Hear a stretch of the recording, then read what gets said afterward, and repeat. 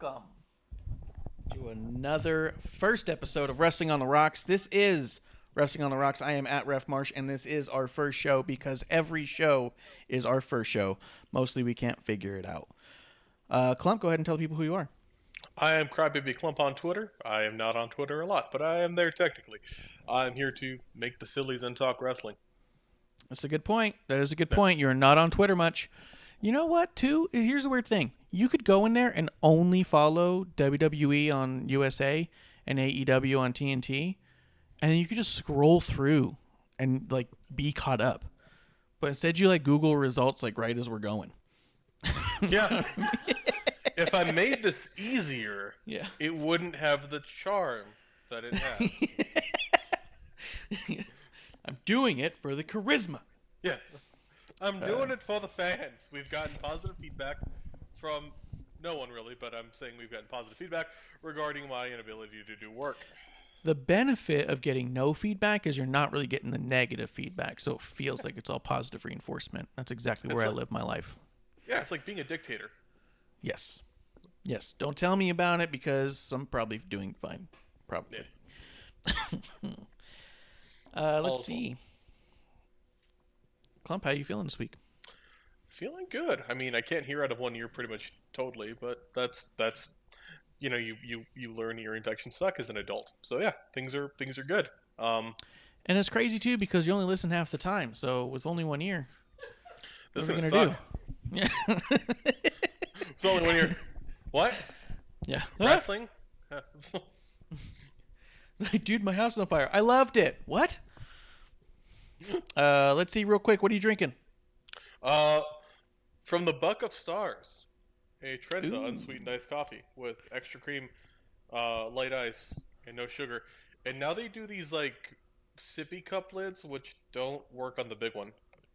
Really? Do they not fit well, or do they just make it so it's more of a Slurpee cup at this point? More of a Slurpee cup. Ugh. Like the hole's also gigantic. Yeah. So like all the ice comes out, which part of why I like iced coffee with the straw is like I have fucked up teeth, so yeah, I don't want ice. Yeah, ice. Yeah. I hate ice. Dude, yeah, so if I have a cup with ice in it and I don't have a straw, I'm probably going to sit there and wait till it melts. I just can't handle it. The ice hitting my teeth is the worst. Mm-hmm. All right, man. Well, crunchy, painful, not fun, no. Yeah, so enjoy that gaping Starbucks. I might say I don't really care if you sponsor us or not, Starbucks, so whatever. At this point, yeah, give us better lids. Yeah. It's burned. Well, if they gave us one of them plastic cups with the forever straw stuff, then we'll be right on board. So, you know, we're providing options for you if you want us to stop drinking the product altogether or just give us something for free with a logo. It'd be nice. I mean, I'm pro killing sea turtles, but that's me. Well, I mean, we could have hard plastic. Yeah. I'm having Huss Brewing Company's Oktoberfest. It is a local Arizona beer. I just decided to have a beer today. I just felt like it was the thing. I don't know, man. We got chat happening? Oh, man, I don't even have my Twitch open. I'm the worst. Go ahead and read out the chat, producer. Boom. Why not drink it without ice? And I totally understand. I'm like, that's fair. I get what you mean. I definitely could have this without ice, but it's also Arizona, and I get these in the morning and put them in my fridge for later. Thanks for joining us, Arizona Peach. They get weird. Oh, so, hey, Arizona Peach. And also, Dork Chop. Thanks for subscribing. Yep. Dork Chop's coming through. Dork Chop subscribed. Woo! AZ Peach. Is there? Oh, there's a lot of chatter in there that I missed. Yeah. Messy Jesse's saying ask for no ice. Everyone's saying ask for no ice. Just drink it with no ice. Why you have an ice? That's the whole thing. Everyone's just ticked off about you and the ice cup, dude. I want the ice. It's colder. Yeah, I like the cold. I just don't like shit touching my teeth. Yeah, and then the thing is once you drink all the coffee and then you just let that cup settle, well, now you got some cold water. It's like 2 drinks in 1 drink. Mm-hmm. People just don't get it, I don't think, man. Yeah. You're getting the bang for your buck. Yeah. It's a self-refilling cup. Yeah. The thing feels like Mary Poppins' bag except a cup. Yeah. All right, well, I guess we've crossed a line with that one, apparently. Producer said shut it down. Dorkchop says justice for ice. Ice is amazing. Message just says fuck ice. Dude, this is a whole thing, man. We got to get a shirt. We want the ice. Fuck ice. Yeah, fuck ice. We can't say that. It's in our logo. We've got cubes in our logo. That's a good point. Our logo is ice in a sense. We could do a version of our logo with just like little like right to censor like nose over each ice cube. Oh yeah, I got you. That could be good. Yeah. Let's see a couple things. I only had two things news-wise, and it's not really like news, but I thought it was topics to discuss. One, we'll do a Tears in Our Beers right up on the top of the show. Jackie Stallone passed away at the age of 98. That is Frank Stallone's and Sylvester Stallone's mother. I know it sounds weird to go the other direction, but Jackie was involved with Glow. She did a couple of spots for them. I think one major one on TV, but she was a supporter of them. So much so that when the guy who created Glow created WoW, what was it, last year, the year before? She also showed up to that too and supported that as well, I think. So so Tears in Our Beers, and sorry to see you go. 98's a good run. According to Vince McMahon, he's going to live to 105, so just shy of Vince McMahon age. I could see that, unfortunately. And that might be him at the very end, literally like a brain instead of giant robot, like Doom Patrol, you know? Yeah. I think, honestly, what happened is that Vince McMahon just looked at the ages of everyone who's the oldest people who've died, effectively, for the past, 20 years, and sees that almost none of them actually made it to 105, and I think he was like, well, I guess I shouldn't plan for more than 105, but that really feels like a minimum to me. You know what I mean? And I heard someone else bring up a good point somewhere that if anybody could just determine their age of beginning and end, it's probably Vince, and I agree. Yeah. He's booking. I could see Vince like not dying but going to a higher plane of existence and booking life. Yeah. He would totally disappear like Yoda. He wouldn't traditionally die. He would just at 105 and be like, I shall now become more powerful than you can possibly imagine. And then just wither just into vape. Yeah, and then just everything. Quietly, a group of people are just walking along and then they're just sprayed with shit from... That's amazing. That's the noise of the air horn. Yeah.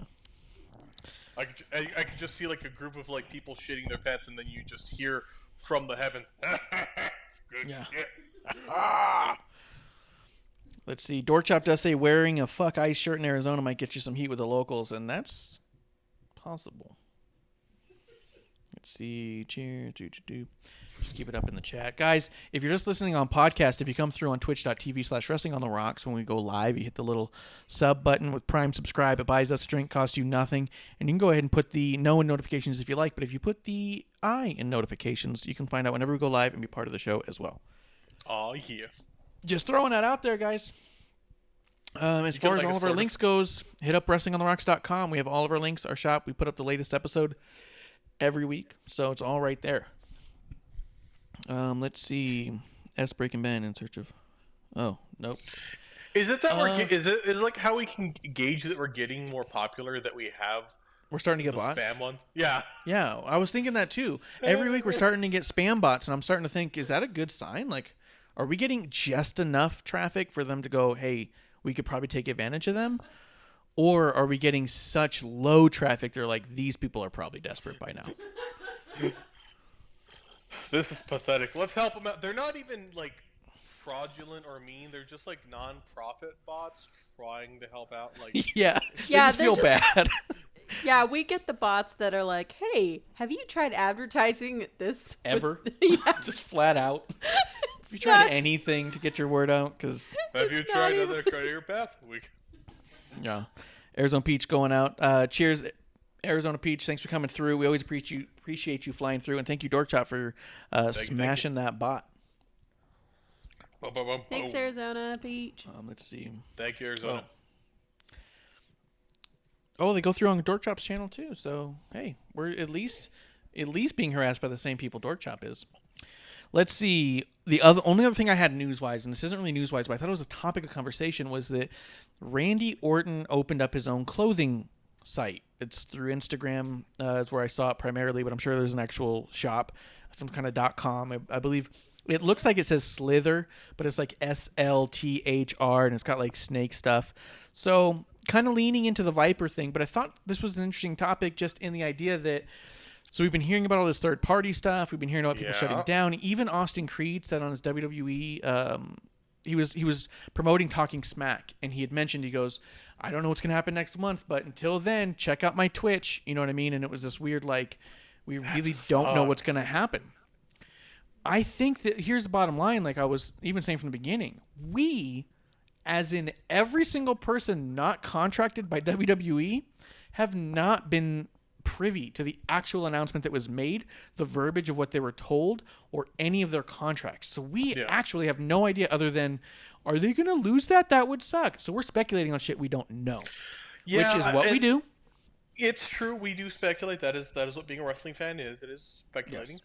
But to me, like, I feel like the reason I'm more concerned than excited is we've heard, when you hear, like Xavier Woods, and I think in the last couple New Day podcasts, Big E threw a little bit of shade at things. And it when you see that, they're pretty team players, And I think, Austin Creed's done a shitload to push WWE on other platforms, and has done a lot to make it not be negative. Yes. So if he's making that kind of joking comment, if it's an inside baseball joke, that's great. But part of me feels like they wouldn't do that, and that kind of is like, man, I hope it's not bad. But I also feel that, again, we have no idea. I also feel that Austin Creed appreciates and loves his fans so much as to not lead them on either. And I think if you said subscribe to my channel, it's with the expectation that it won't be getting shut down. But I don't know, right? None of us seem to know.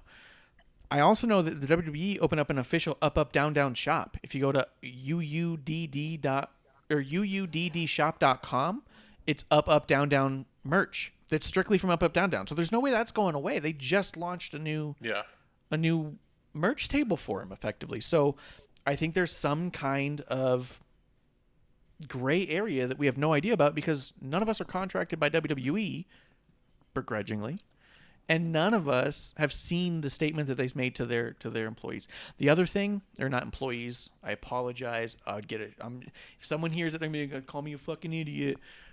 The whatever they put out to their contracted workers, whatever. Yeah. But GR Lunar, thanks for coming through. Cheers. Yo. But all that's to say, Randy Orton's got a clothing store now. Aleister Black has one. Zelina has one. Who else did I see with one recently? Finn Balor's got one. There's a few of them out there. Baron Corbin sells whiskey and steak. He does not. Baron Corbin, he says sell whiskey and steak. He's making whiskey and steak at home all the time, but he does not sell whiskey because we would have that shit. We've almost bought the Cesaro coffee a couple of times. I don't know why we haven't yet. Yeah. If you don't buy the goddamn Cesaro coffee, give me a price for your espresso maker. You want what? Oh, the espresso maker? Yes. That's a good point. Nope. Wait, Corbin does what with Patreon? Corbin, I think, started a Patreon, so I think that I haven't checked it out. I didn't see Baron Corbin only Patreon. There's a show he does with Tyler Breeze and Ty Dillinger, and the three of them on their show have a Patreon, and one of the things you can win is like something from Corbin or like some sort of like meat cut or something crazy. Let's see. Enter, I want one of your Panerai watches. Yeah. I didn't think the topic was done.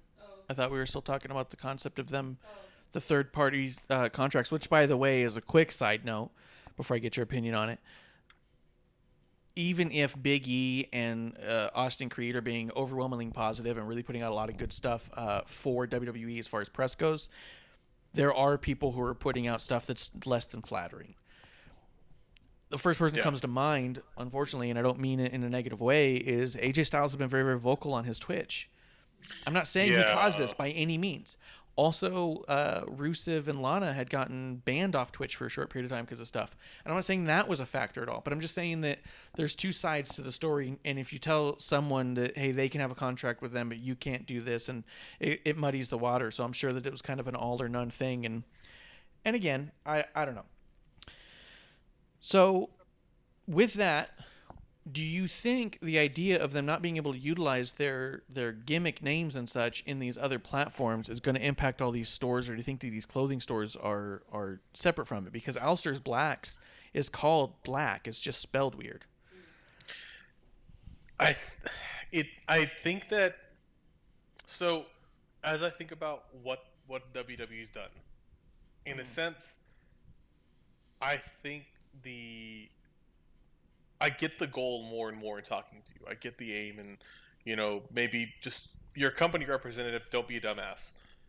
Yeah. But I feel like in what they're saying, there's an argument that it could very well be knocked down because it's very close to being an interpretation of, something they own or have copyright claims to. Even if it's close in spelling, because it's copywriting is more or less about would the average person be able to not distinguish them. As far as when I went through like a law class on that.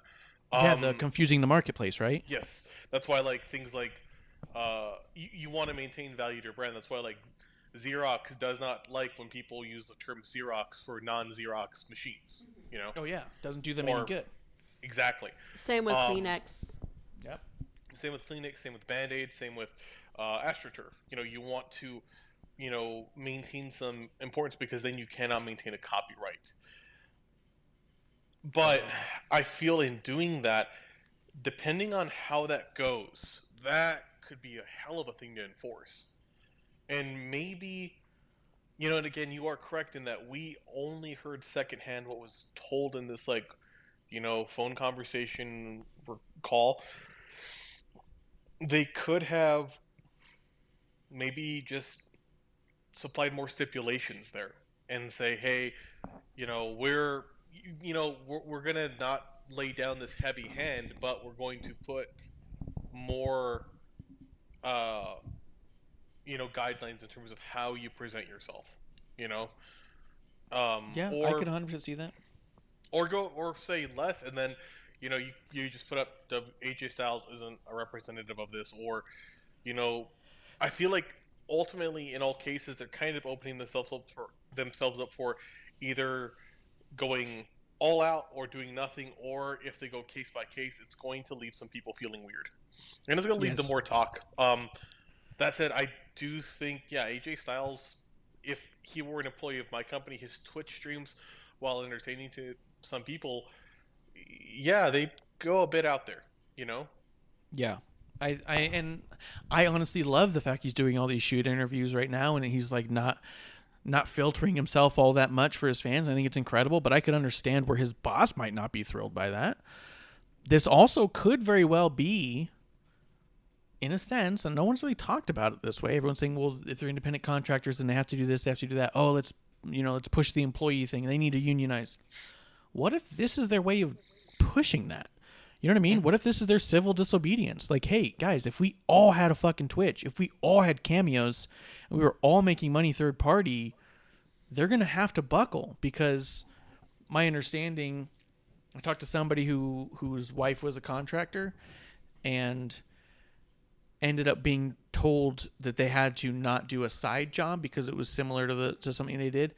And what ended up having to happen, because I guess, I don't know, it was a convoluted story I wasn't involved in, but it was their wife, and they had somebody in the family who was like lawyer type, and they stepped in and pushed them, and they had to actually hire her on as a full-time employee, because it was, if you were going to deny their right to make money outside of your business, you have to make them solely operating under your business. So what if this is like a civil disobedience thing where, hey, if we all do this and they make us stop, then they also have to in turn flip that around, Yeah.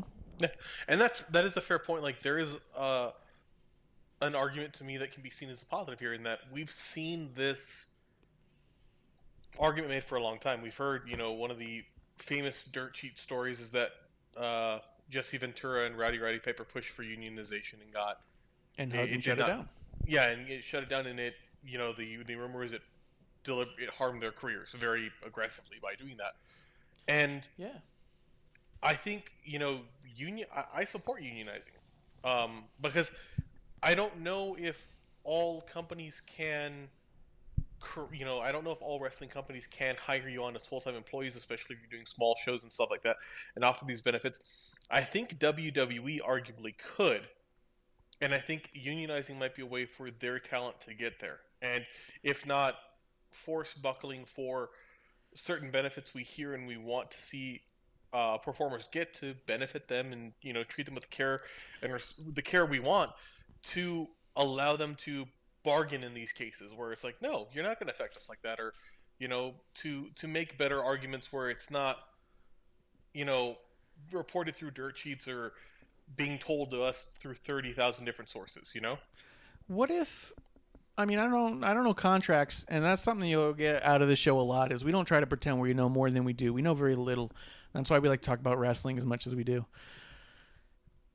Do you think if they were to become full-time employees, they would lose all the licensing merch or money that they get? Because if you're a full-time employee and you're no longer contracted, you're not sharing license of your likeness anymore. You've sold it away. It depends. That would be possible. It's possible. I think it's possible. It's possible, yes. And I think that. And you want that 2K? You want the 2K money? You want that T-shirt money? Like a lot of those guys make more than their downside guarantee just on merch alone. Yeah, it's really passive income that they need non-bumping money. Yeah, maybe what they need to have is like how the NFL has a players' union or the NBA has a players' association. They still maintain some sort of middle ground. Yeah, they maintain the right for sponsorship deals, monetary rights, benefits like that, but they are allotted more coverage. Yes. Could be. Let's hit the chat real quick. I hear what you're saying. What's up? I see Dork Chop putting in there. Yeah, exactly. Let's go real quick. George Chop says going to see more and more guys and gals using their real names. I think that's very possible. I think we're already starting to see that. GR Lunar says, I don't think it's a problem if they own their own personal brand and businesses, like Seth Rollins owning a tea house. Yeah, and the Black and the Brave as his training school, and on top of that, he's got that CrossFit business. I forget what they're called. Black Craft or something like that. Or maybe it's also Black and the Brave. But yeah, he's got a couple little side gigs as well that, even was it Black and Brave, I think has to do with Tyler Black. So let's see. Fabtina says WWE just came out with their own wine now, competing with Carmella and the Bella Twins. That's true. They got, if you go to WWEwines.com, you can check out the Ultimate Warrior Zinfandel and the Undertaker Cabernet. Right now, pre-orders are up. It's $100 for both bottles and $20 shipping, and they got a bunch of different packs too. So you can get like one of each, or you can get one of one, and they're all going to be numbered. It's going to be limited edition. I'm not trying to sell them on this, but I'm trying to say that's what you get if you sponsor us, guys. All that airtime. And GR Lunar says producer lady should have to decide which one has the best. So I do think that's very possible. We should get an Ultimate Warrior, Undertaker, and Carmella bottle of wine out here and have her taste test all three of them in one night and see how the show ends up. Fabtina says, I think the problem is if they start talking about super backstage stuff. Yeah. Enough is enough. It's time for a change, Lunar says. Q nod theme. Nation domination, I think is what he's talking about.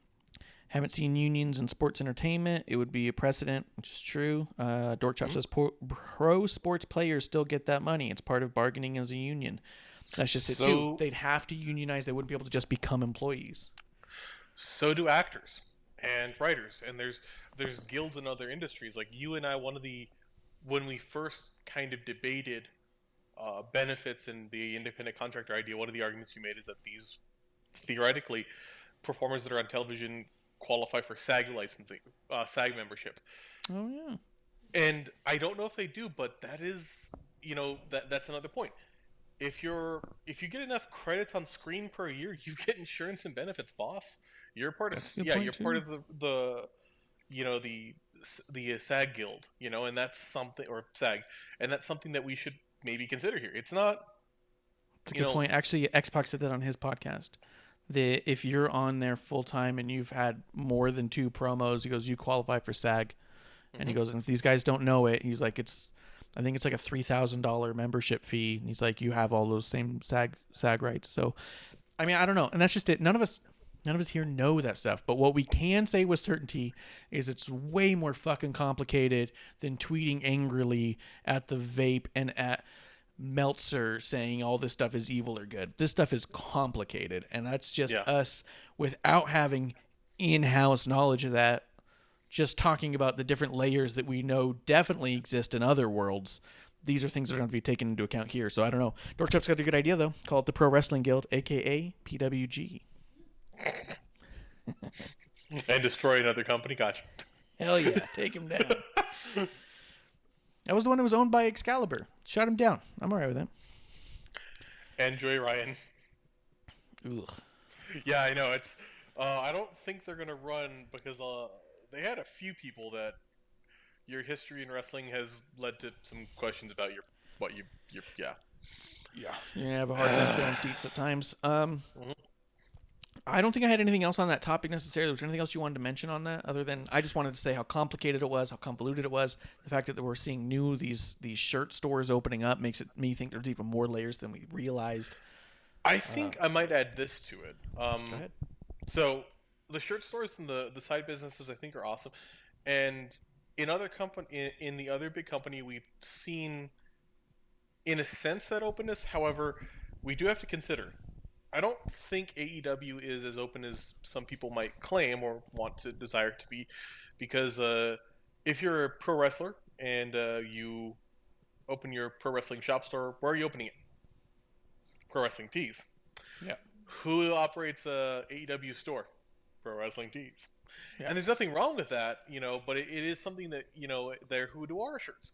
So it isn't really getting out beyond, we're not seeing people really get out beyond in other promotions as well.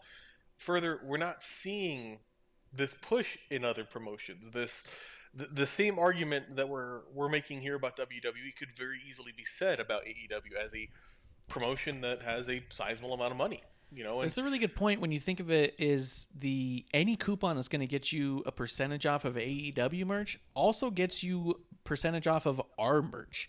And if we're running the same back end as AEW, for one, you don't feel as number two as I'd like you to feel. And for two, what kind of deals do you honestly have through a third-party shirt company that your wrestlers are getting the highest benefit from? Because I can tell you right now, we're not even making 50 cents on a shirt, or not 50 cents, 50% on a shirt. I have a feeling AEW's got a better contract with them because of their just sheer volume. Yeah, but sure. Is it matching or anywhere near what WWE's able to give to each of their talent for each thing? You know what I mean? Yes. And I don't know. I'm not part of that conversation, but it is something interesting to think about.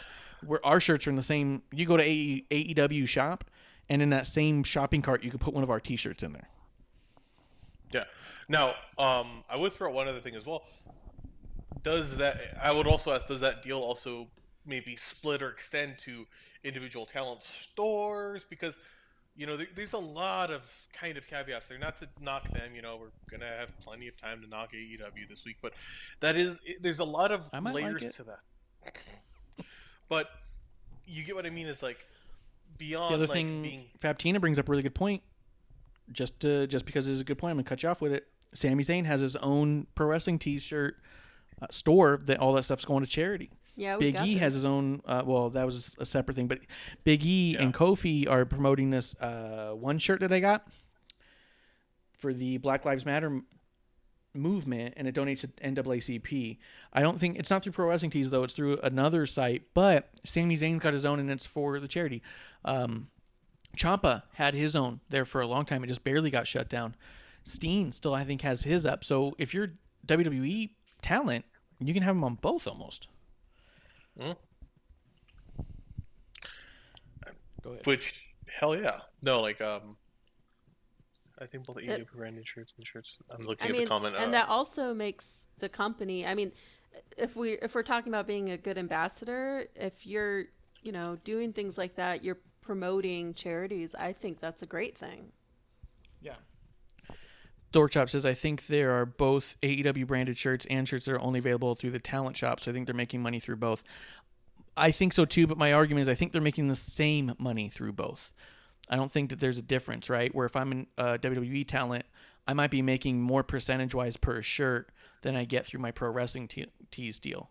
That's what I don't know. And that also means, is AEW really treating their contractors like employees the way that they've been kind of leading us to believe a little bit too, because they've got their own T-shirt companies, you know what I mean? It just seems a little bit weird. That's all. A lot of this is, I think, I mean, part of it Contracts are is complicated. it's complicated, and it's also, made more complicated by the fact that wrestling is a a business that is inherently hidden.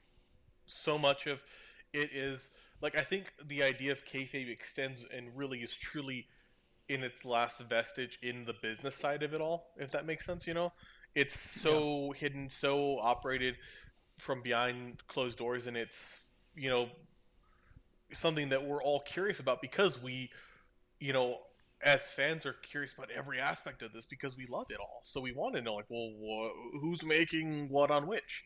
Yeah, So we all want it to be it's good. I mean, yeah, even Dork Chop is in the chat right now saying that's a good point, but I'm sure that's all written into the contract deals. Higher value talents getting a bigger cut.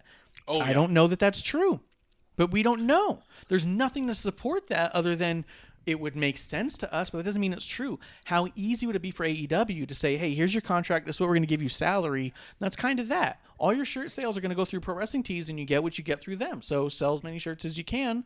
Here's your platform, but we are not involved in your T-shirt stuff at all because that's a whole other company that does that. How easy would that be for AEW? Then it doesn't matter who's got more or less. I think once you sell a certain amount, you do get a higher percentage per shirt because they've now made enough on you. But where does that cap off?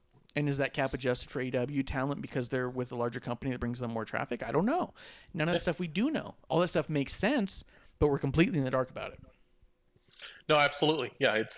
And to that point is, I'm sure that beyond individuals, like the group I keep thinking of with AEW that is a bit separate and would be maybe the most unique is, of course, the Elite. Yeah. Yeah. Because all the money they made them went to Bullet Club stuff, Mm-hmm. which was also And- largely an accident.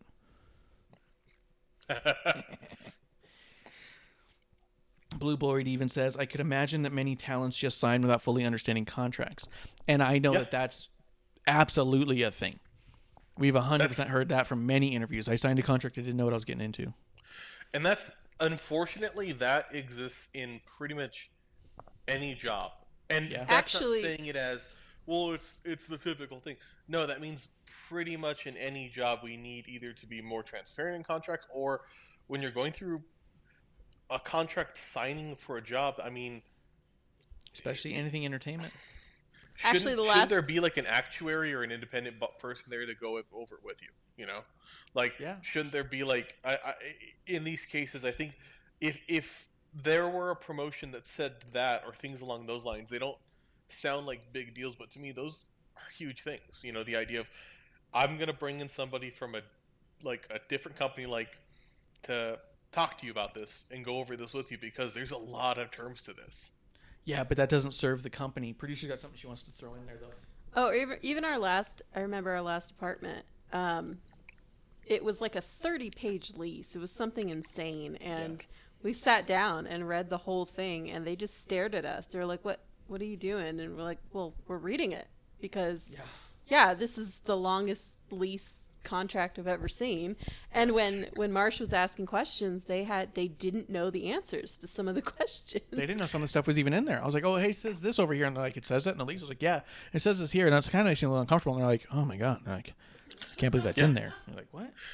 That's it's frightening, and it's it's fucked up. I mean, in those cases, it's almost like maybe there should be like a prize at the end of it. It's like, if you ask a question to our leasing consultants and they don't know the answer to it, you get 2 months free rent. Yeah, for sure. Dorkchop says, I'm sure that does happen for sure, but that happens in contract-based jobs. Look at how military works even. 100% there. And that's what I was saying, and also especially just in entertainment in general.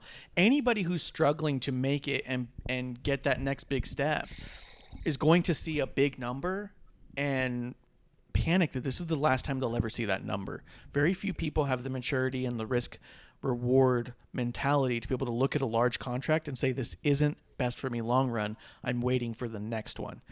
So it's very tough. I mean, you could even look up JoJo, that musician that you guys probably remember from when she was a kid and seemed to disappear. It's because she had this massive, crazy legal trouble with her original contract she signed, where she effectively signed away all of her rights to her own voice and her content and couldn't produce anything or release anything without the consent and the direction of the label, and the label folded and somehow still owned her And so there was this huge legal battle kind of a deal. But that's what happens. She was a kid. Her mom was her manager. And it was like, this is a lot of money. This sounds like a great deal. They're really pushing behind me. They throw out 2 albums. And then they locked her down. And I think they signed someone like Lady Gaga or something. They're like, all right, on to the next, you know? So it's yeah, Scottie Pippen. Yeah, Scottie Pippen, Taylor Swift, Dorkchop says. Yeah, no, Scottie Pippen's like in The Last Dance. He signed a 10-year deal to help his family, and it was at the fucking league minimum. And the owner of the Bulls said, "I wouldn't sign this." Mm-hmm. Yeah, I can't believe you signed that shit. Why'd you put it in front of him? Yeah. Anyways, that's a whole lot of talk to say. Dude, contracts are weird, man. That's the whole point why I didn't like Roman Reigns going out there with that contract for the triple threat. I didn't understand it. This is why you get that's why you pay money for a lawyer. No, this is why I drink. Well, yeah, but if you had a contract with those kinds of numbers, I'd probably hire somebody for sure. Yeah. I'd at least bring my dad in and be like, you got to read all these words. I don't know a lot of them. Please translate. Same, like, hey, Dad. Yeah. But I'll also throw it out there. My dad's the smartest person I've ever met to this day, and that's not a my dad's stronger than your dad thing. My dad literally qualified for Mensa and turned him down. He's brilliant minded. So it's like, for me, it's different. For me, it's also like if someone else having a show is like, do you want my dad to look at it? Like, it's because it's just that thing. But Dorkchop just says there needs to be a wrestling contract attorney that was famously with that one guy. What was his name? Bill something? Come on, you don't know the contract guy? I'm thinking McDermott?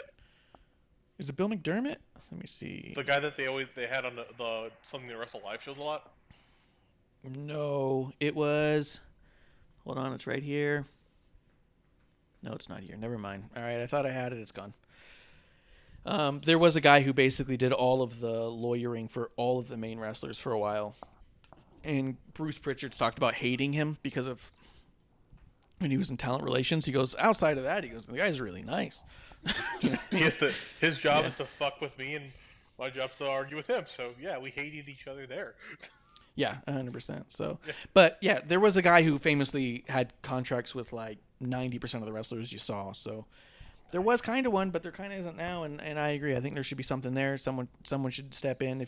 If you ask the internet, it should be John Oliver. So, or Meltzer. They seem to know better than everybody, right? That's the whole thing. I'm not going to knock John Oliver. The one thing I will knock with John Oliver is the reason I got my fucking degree my senior year. I essentially wrote local versions of his fucking shows. You're such a dick. Love it. No. Yeah. No, he's being a dick. I'm not thinking of David Ortunga. He's just a lawyer who's a wrestler. And grabby with Jennifer. It was his wife, I thought. Not anymore. Oh, yeah. There's a couple of rests there, dude. Yeah. So what were you saying about what you were just saying? Well, I was gonna say I think John Oliver has a positive point here as people are talking about, which is good. I think the unfortunate negative is that so many people took off from that story a crazy amount and kept going into the wrestling side more. The story when it came out, it did go into it was mainly about, to me, I took it as this is a thing about independent contractors, and in many ways maybe the most public space we can see independent contractors being affected in a negative way where there isn't this union backing is professional wrestling. Mm-hmm. Now, I think if it would be interesting to focus on that more in a long-term piece, maybe an interesting thing for us to talk about would be how the industry overall could accommodate that. Because besides WWE, which I think the biggest trap he fell into, what I will knock him for, is he fell into the let's attack Vince McMahon trap. And that is an easy trap to fall into because in many ways, because he's a complex figure, because of things Vince McMahon has done separate of the Vince McMahon character as a person, as a person with regard to political interests or his wife's political interests, he's complex and there's questions there. But and he's always played a bad guy, so it's easy to hate him. And the whole internet's entire mantra is "fuck Vince McMahon" above all else. But other WCW did the same thing, or what they did different really fucked them over. ECW did. It's not just him. AEW. I'm certain there's a lot there. I do think that we should get into the shows. Let's see. All right, I legit tried to look it up. Couldn't find his name. Oh, well. I'll find it. Let's see real quick. In SmackDown, they opened up with the dirt sheet where Miz and Morrison cut a really awful promo.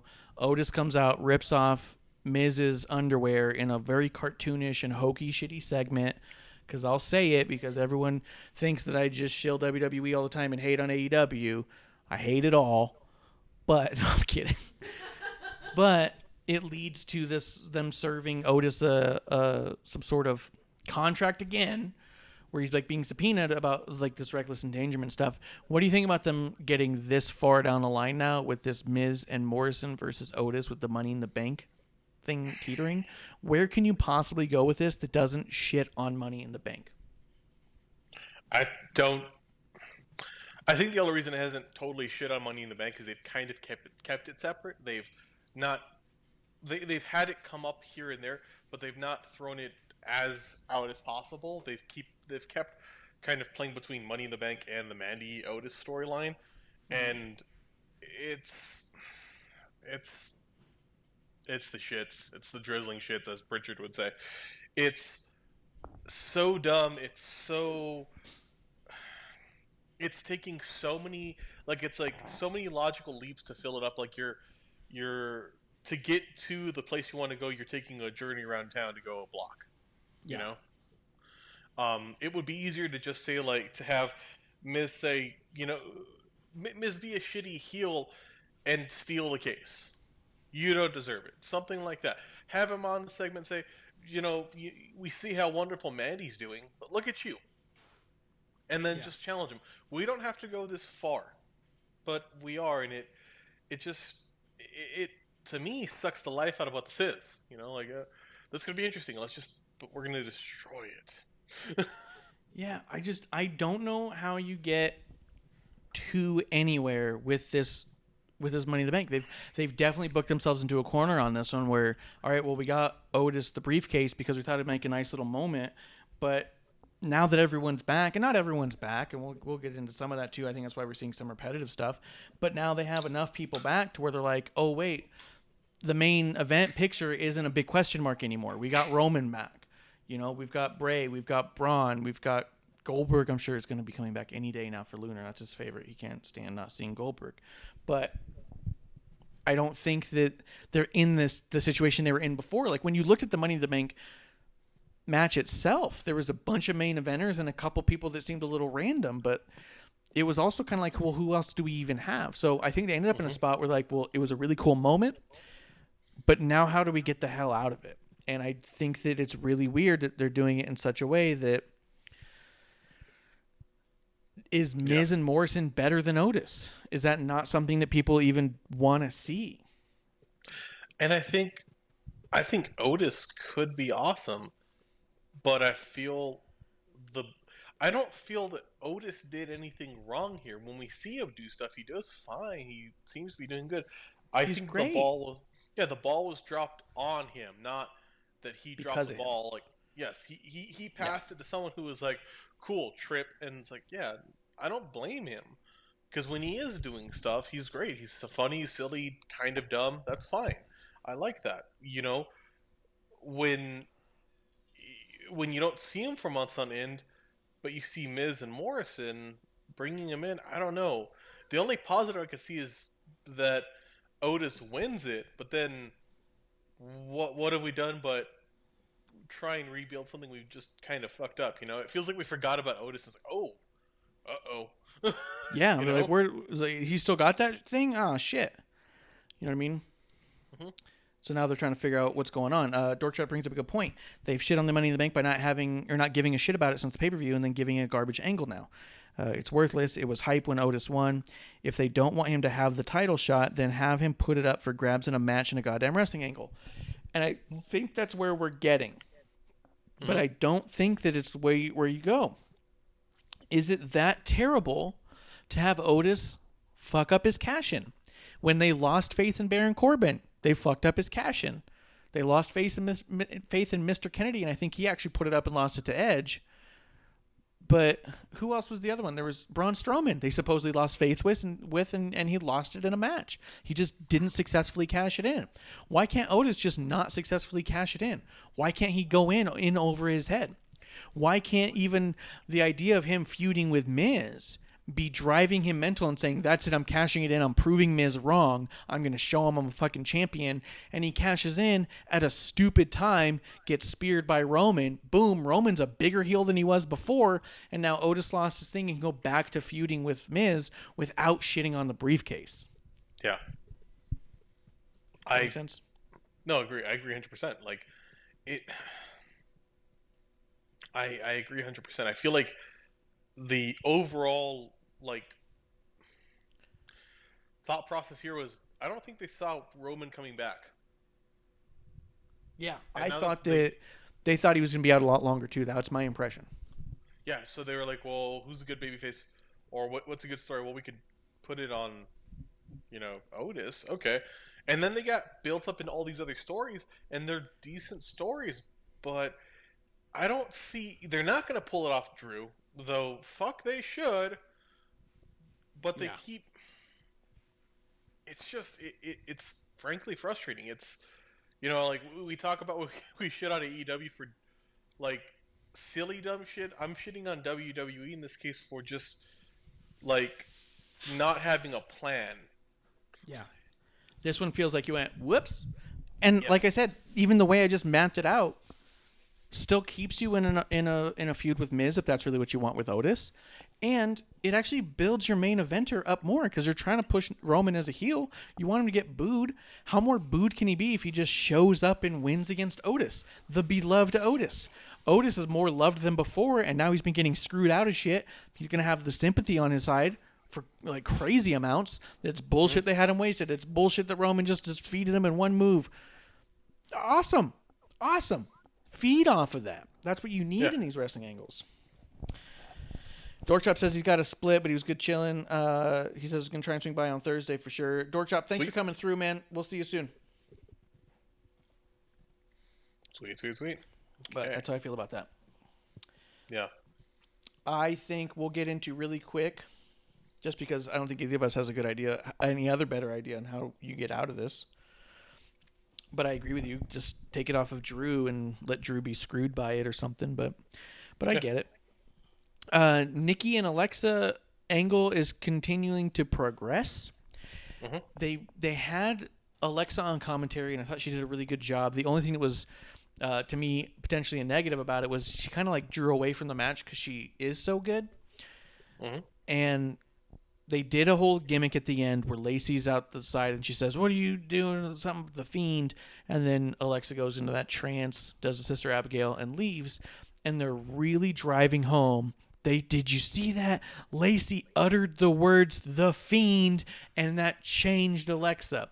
They're really driving home that it takes those two words to trigger her. It makes me wonder if at Money in the Bank, Bayley doesn't say something "the Fiend" to get Alexa to interfere and take out Nikki.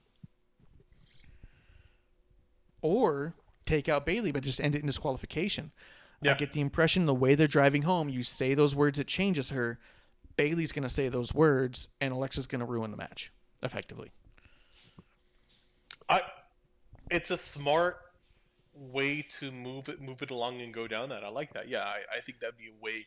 I think that's a really good way to kind of knock it out like that.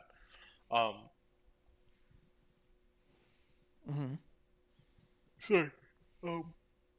I think I want to say I do appreciate that we've continued on the story, and it doesn't feel.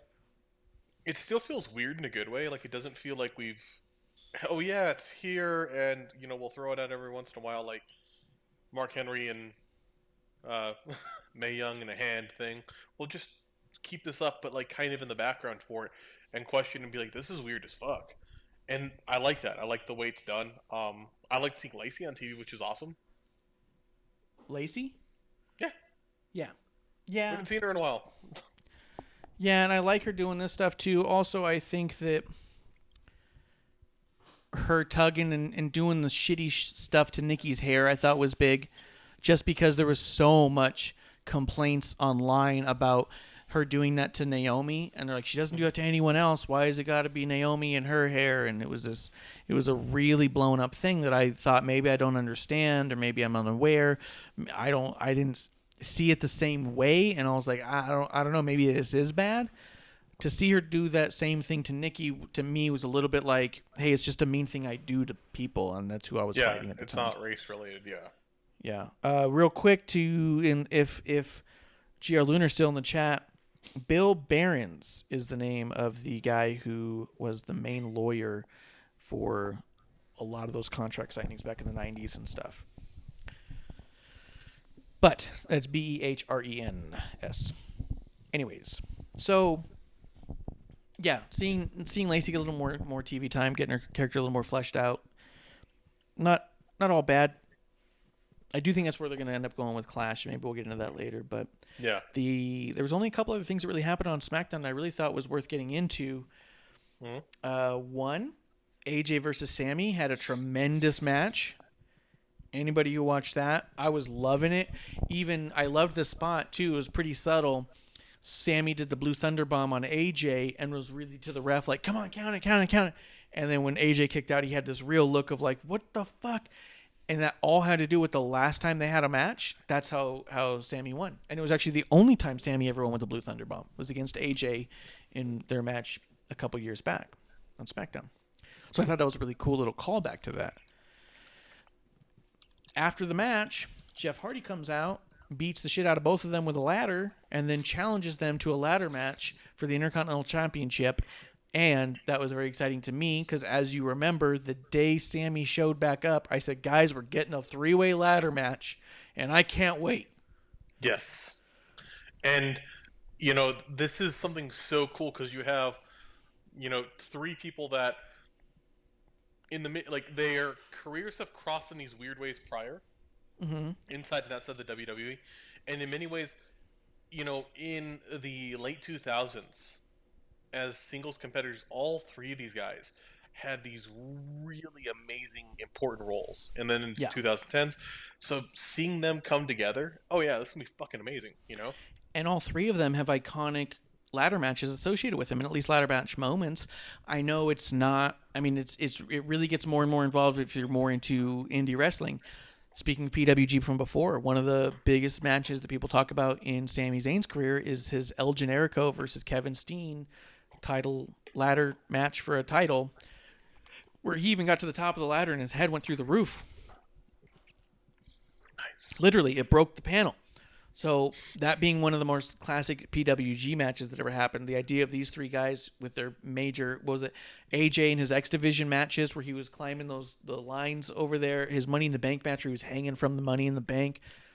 The idea of the 3 of them in a ladder match, it's not lost on us, and it's neither lost on even Sammy. Sammy posted on his Instagram a picture of the match graphic, the AJ, Jeff, and him, and he wrote this: "It's a bit surreal that this match is actually happening.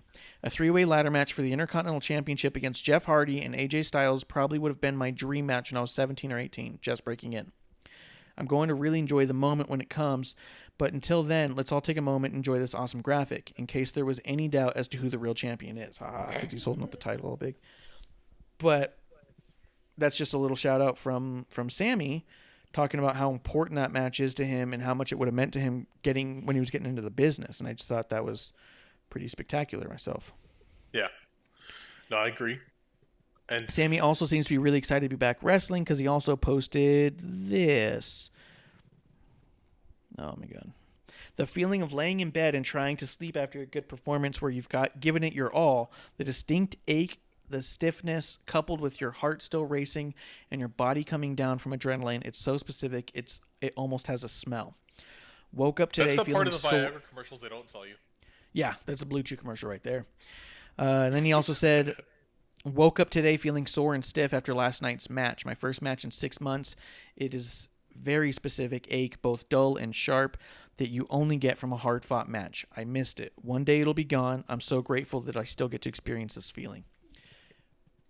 I was really excited just to see that even from Sammy, because there's been talks here and there about whether or not he's going to keep going. Is he going to take a managerial role? All of that.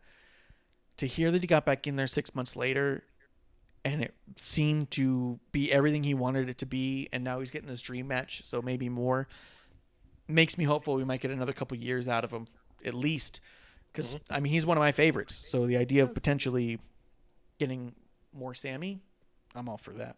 It's really sweet. Sorry, I didn't mean to eat it all up with Sammy stuff. What did you want to say about that match besides the idea that it's going to be, that could potentially steal the entire show?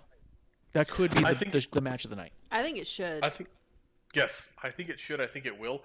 I also was going to say, in comparing this to the other,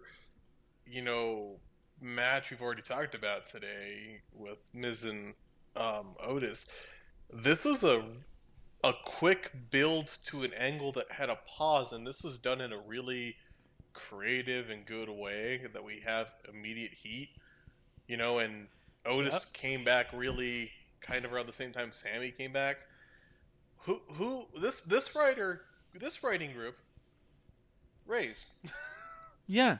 Other writing group maybe shouldn't be writing. Yeah. Is it the same people in this room starting the show as doing the middle of it? Yeah, you see this stuff and you think, this is one of those matches. So here's one of my complaints about indies. The indie wrestling show right now that keeps going around, these pay-per-view for show things, and as much as I want to get into it and like it, and probably my biggest gripe about the actual booking of the majority of the Dynamites, not the pay-per-views. Pay-per-views are usually fine for AEW. But so many of these indie shows in AEW alike do this dream match scenario as their concept. That's the heart of it. There's no story other than I like these two wrestlers and want to see them in a match. They're both great wrestlers. They'll probably have a good match. There's not a lot of build or story on how we get to that match. And I think that in most cases, it's more important how we get there than it is that we have it. You know what I mean? Matter of fact, I think that's one of the reasons why The Rock and Shawn Michaels never happened. They never thought of a good way to get there. And it was more important that they find good ways to get there than it was to have the match, so much so that the match never happened because they never could get there. You know what I mean? Don't force the match. Yeah. The match is a blow off, but you need a good build up. If you just want to sell these, sell these like cold, okay, cool. I'm not saying it's gonna be a bad match, but for something truly amazing, the match is the end to it, with a rare exception. Yeah, and I just don't want to see a couple pencil bookings and then everybody says dream match, dream match, dream match. It's not a dream match without a story. The dream is that it's going to mean a lot when it happens, because you know that those two can put it up when it happens. The dream isn't just two people in a match. And that's it's kind of my gripe about a lot of those things. Is why I don't pay for a lot of those other shows, because the build isn't enough for me to care yet. I want the dream match, but my dream is to care about the match. I don't want to just see two guys put on a good match and let that be that. It's my biggest problem with, like I said, getting some of the indie shows, some of the smaller shows, when they put on their pay-per-view ones that are even like $5-10. It's like, yeah, I think those two will put on a good match, but I also have no reason to care other than, yes, they're both going to put on a great display of what they're capable of doing. But I'm not going to feel goosebumps. You know what I mean? Because there's no story to make me get there. That's not to say they're not putting on incredible matches. It's just the thing that drives me to watch and pay for stuff is that story.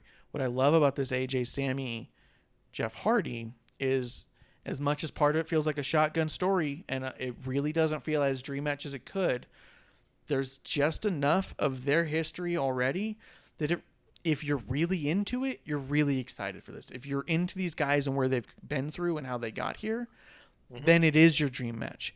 But they're also not booking it as the dream match. Michael Cole isn't going out there saying, this is what everyone's been wanting for years. It's not like when they got Shinsuke and AJ finally, and they put together a big video package of why this is a dream match. They're not playing it that way at all. They're just saying, oh, here's how we're going to settle our Intercontinental dispute. The dream match part is the people who are into their story, how they got to this company to begin with. Does that make sense? Yes. Yeah. No, and I think it's kind of cool. It's like for us that everyone gets to enjoy. It's not one or the other. Yeah, like I could see. I think what I would see, what I would want to see, and how it would be built up. I would love to see a Kenny Cody feud and dream match, because I could see that being a really interesting one if it's done right. You're not just going to do that and sell it for free. I'd be pissed. Yeah, but if you just throw it on a Dynamite, I'm not going to care. But you build it, and I'm going to fucking lose my mind for it. New Day versus the Elite. That would be a fun, silly, neat thing, and I think it'd be cool in the build because you already have some build because of like a Street Fighter tournament at E3. Keep doing stuff like that. I'd be down for it. Mm-hmm. You're not just going to be like, oh, by the way, guess who? We got these 3 young whippersnappers coming here from AEW to take on the New Day. I would laugh my ass off. Yeah. But I would think it was wasted. Yeah, I would think it was wasted for sure. I mean, that's part of my problem is I hate to see a wasted match, because then as much as we shit on WWE for being for the first time ever, because that was their whole fucking slogan for almost a year, everything was the first time ever. I do think there's something to be said when you get to a big first time ever. That's why they went a little trigger happy with saying first time ever, because it was all like, oh, they're both just signed, so for the first time ever they're gonna have a match. Well, they haven't had other matches. Of course, it's the first time. But that's why when Stone Cold walked out, when he explains his reasoning, and I feel it's kind of unfortunate how he backwalks himself, but I think his reasoning was sound. Like, no, I'm not giving this away on fucking Raw. This would be a great match. Yeah, let's with no make build. Let's make some fucking money on it. Yeah, especially back then when the pay-per-views were like money. Yeah, and it was goddamn Stone Cold Steve Austin. Yeah. Yeah, 100%. As much as I do understand the idea of it being the wrong thing to do, I think it was also entirely justifiable. Because imagine if they did the match. Imagine if they did the match and they never got to a second match. We would be like, remember that fucking Stone Cold Brock match? Like, what a fucking throwaway shit that was. You know what I mean? You don't want that as you don't want that as your alternative. And if they made it like a serious, I could be cool with it being like, Brock Lesnar bulldozed through Austin, and then they had a match at King of the Ring, and Brock Lesnar bulldozed through Austin again. I'm like, that's cool. I think Stone Cold would be cool. I'm cool making money on this shit. Because you have a program there. But the way it went, no. So yeah, it wasn't going to be that. Let's see. We're going to run through the rest of SmackDown real quick because there's not a ton. Carmella, it's definitely Carmella, right? Yeah, we all agree on that. It's Carmella. Yeah. I'm happy to see her back. I'll be happy to see her in some matches. I'll see whatever they're going to do with her. Big fan of Carmella, so I'm not complaining. Part of me does wish it was a build for someone's big return, but she's been gone long enough. Maybe it'll feel like a big return. Let's see. Big E beat the shit out of a random security guard. Weird. It was the guard that set him up.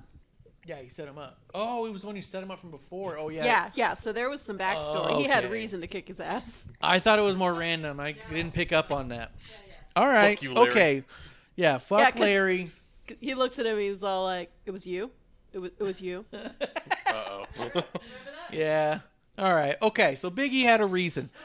But what an awesome display of the possible aggressive side, the aggression, the pointless aggression that we're constantly putting over on this program of Big E. With as much criticism as he gets for being overly goofy, and he talks about when it times to be serious, I can be serious.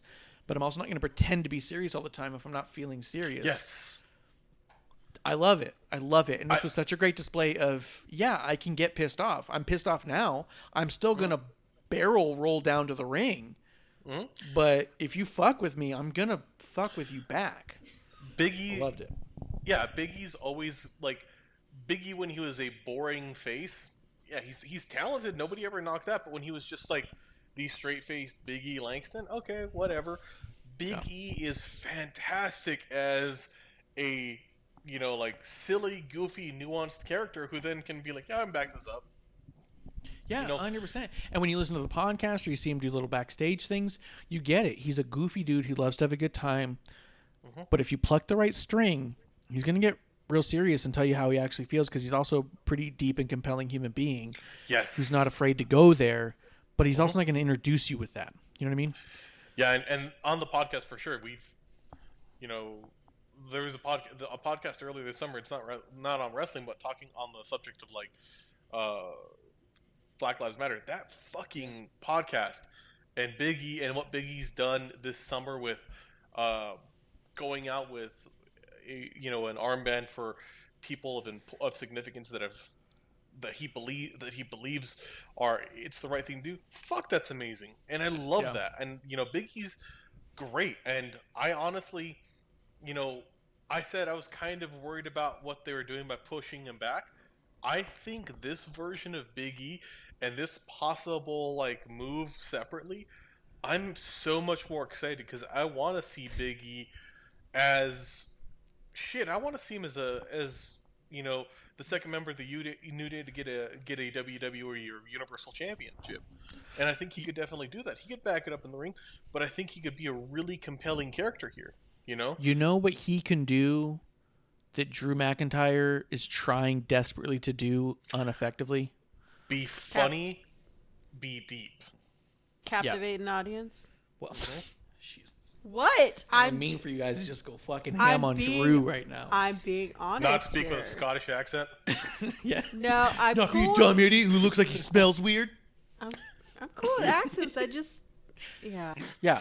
So the thing is Drew comes off as a dude that makes stupid jokes that people laugh around because they want to be cool with the cool guy. He makes jock-like jokes. It's a kind of a weird, shitty thing to say, and I get it. He's not funny. And when he tries to be funny, he comes off less funny. And so it's all like, oh, I have to force a laugh because I like you. You know what I mean? It feels like people laugh because they like him and not because he's funny. All that to say, Big E is genuinely funny, comedic. He's genuinely deep and serious.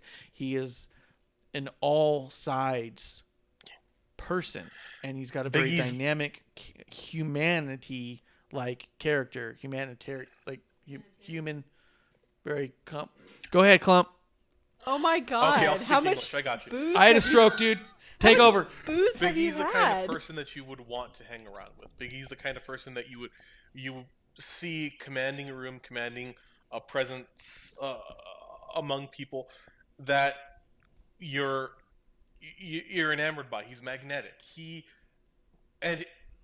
wasn't always that. He's grown so much, but he's the person that I could see in territory days. We're gonna hang a promotion on you because of what he is, and then I could see him being like, as a person outside of WWE, when this all ends, or when he steps back, when he goes into his next venture, I could see Big E, not knocking John Cena, not knocking Roman Reigns. I could see Big E being in a lot of different spaces because he is so funny, so cool, so smart, so sweet. And his comedic timing is there. Yeah, I was gonna say his timing is like always on point. He's a very active listener. Oh yeah, I could tell on the podcast. I'm he's like not really waiting, but kind of in the back of his mind, he's waiting. Yeah, he's waiting. He's listening to every syllable of every word because if you use the wrong one, he's gonna get it. Yeah, you're not gonna slip on by him. Yeah. Hold on, that's not a word you said. and to me too, what's funny is like, so I thought about this as like, I love the New Day because they are a neat, interesting combination that has done so much for wrestling as a whole, and just for like nerds, for so many different groups.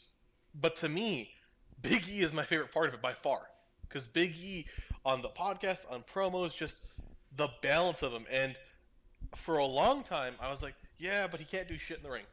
Like, I was kind of like, because I didn't see a lot of him doing stuff and be like, yeah, but thank God they got Kofi on that. Or there was definitely a while he was coming in for the hot tag and doing a couple moves and wrapping it up. There was definitely a while of that. And it even felt like at times, like, it's like, yeah, he's a big dude, but he doesn't even do power moves. So I'm like, thank God they got Kofi. I don't. But holy shit! Now it's like, okay, Big E is. All three of these guys have different roles to play. I think they all do things differently and well, and I think Big E is just stepped out. You know, and I think I also think he looks better than he's looked in a long time. Dude's never looked bad for a second.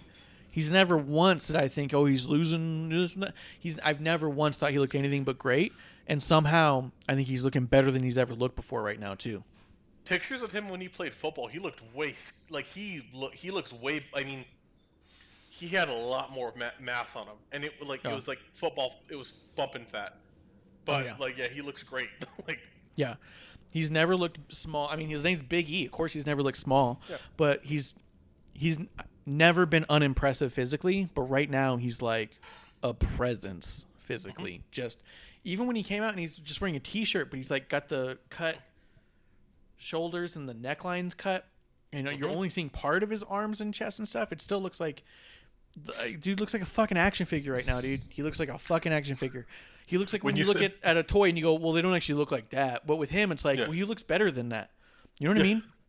Why'd you guys fuck Big E up? I mean, I get like with KO, you make him look more solid. Well, fuck Big E. You know what's funny? In Battlegrounds, I've been playing that. Everyone looks way more jacked than they normally do, except for Apollo Crews and Bobby Lashley. They look less jacked. I was like, come on, those dudes are in way better shape than this. What is this? How is Especially the first time I saw Apollo Crews come out, I was like, what? It's like, this dude's got to be pissed right now, because I was doing a match that was like him versus Ricochet. Ricochet comes out looking like a fucking just jacked up. And I was like, damn, they gave that dude arms.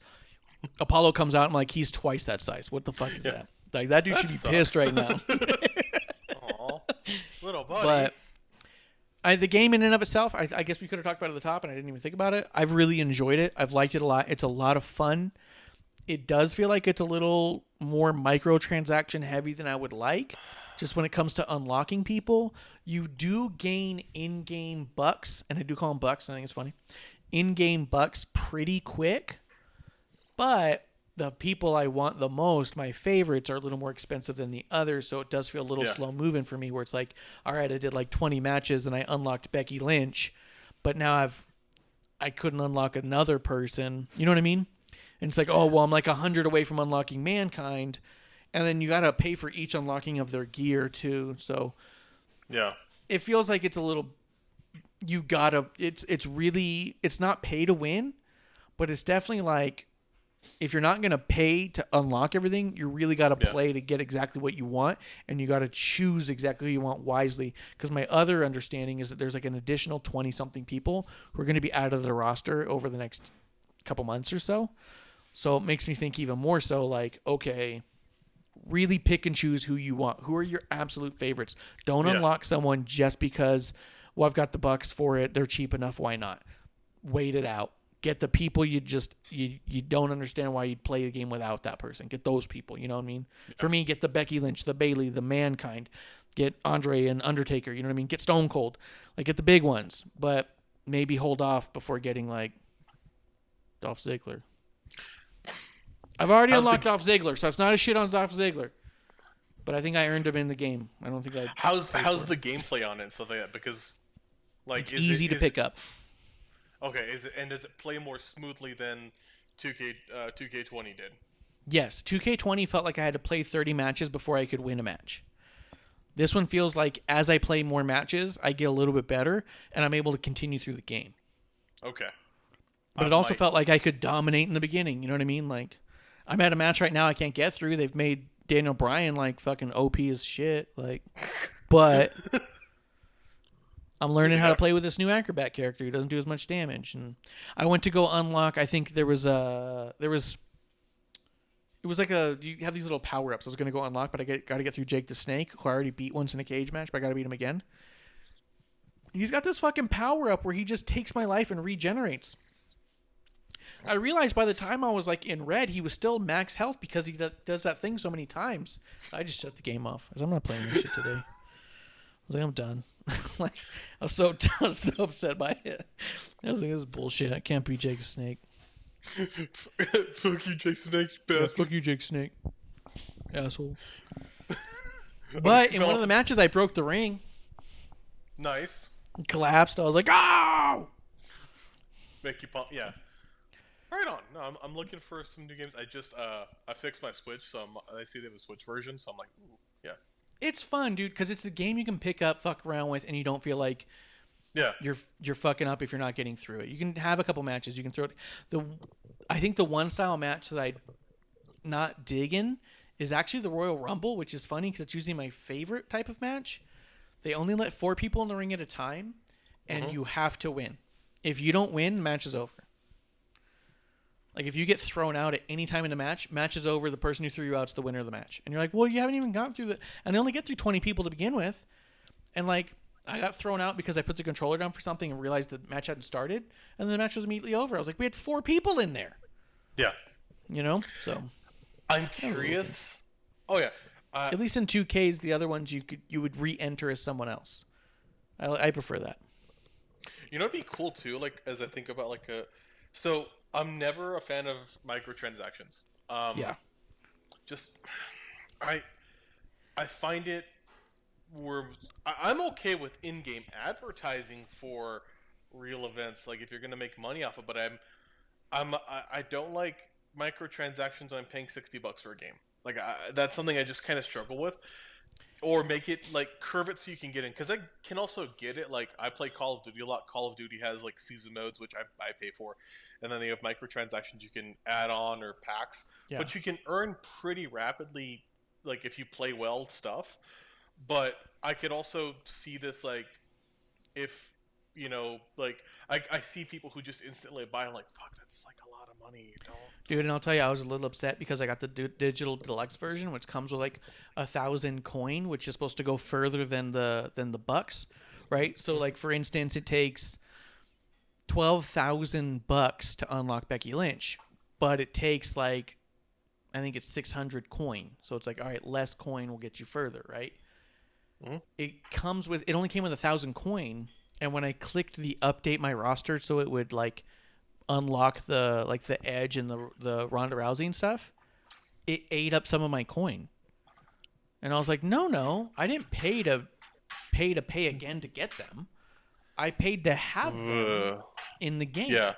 Like, but I had to do this thing where it was all like, oh, check for updates. So I ran a check for updates and it cost me like 75 coin. And I was like, what the fuck was that? And then I hit it again, and then it unlocked like Akira Tozawa out of nowhere, and it cost me another 75 coin. I was like, what the fuck is that? The next day, it made me do an update, and it gave me like 50 back, but I didn't get all of it back. That's some bullshit. And to think about it, too, 1,000 coin, if you like the most popular people, you can't even unlock 2 people with that. Because at first, I was like, oh, 1,000 coins probably going to go pretty far. No. With 1,000 coin, I could maybe unlock Becky Lynch in all 3 of her gears. And then I'm out. Do you get... Or not even. It would be 1 gear, and it would be her and 1 alternative gear. Because it was like 300 a gear. Who do you start with? I mean, I started with a good amount. Because you start with like Bray Wyatt, Undertaker. When I hit the unlock thing, it gave me Ronda, Edge, Austin, Rock. I already had like... I think it gave you Dolph Ziggler when you open it up. I spent like 50 coin to unlock Naomi and Nikki. Now, as you go though through the thing, that's the other thing is when you go through their campaign, you're not playing as anybody you choose. You're playing as the character they've given you, which is this weird New York guy. So it's like it doesn't even matter who you start with if you're going to go through the campaign. You know, you don't even get to play them. But when you go through, you get to unlock like Bobby Lashley and Alexa Bliss who aren't available otherwise. So... I mean, there's like give and take on it, but I wish that the coin and the bucks went further than they go. And that's the only thing that sucks about it. But if you unlock the couple people you like and you play through the campaign, it's pretty fun. Yeah, I'm cool. I mean, I'm strongly considering checking it out. Yeah. Mm-hmm. Let's see. Let's get over the last 2 things in SmackDown real quick. That was our little sidebar about 2K Battleground. What did you think of the Sasha promo? I liked it. I thought it was a really good emotional promo. I think the only thing I feel like it seems a little bit counter to what Sasha's presented herself as in this time. And I get it, though, because she had to really step up. Like, why I'm hurt was like, you know, basically like, this is my only person and they kicked me back. This is the only person who, like, when I got done with this and, you know, like, I went down. They were with me. I get that. I thought Bailey jumping in with the chair was a little weak. I thought it was interesting because she didn't go all the way with it. Yes, and that was the thing.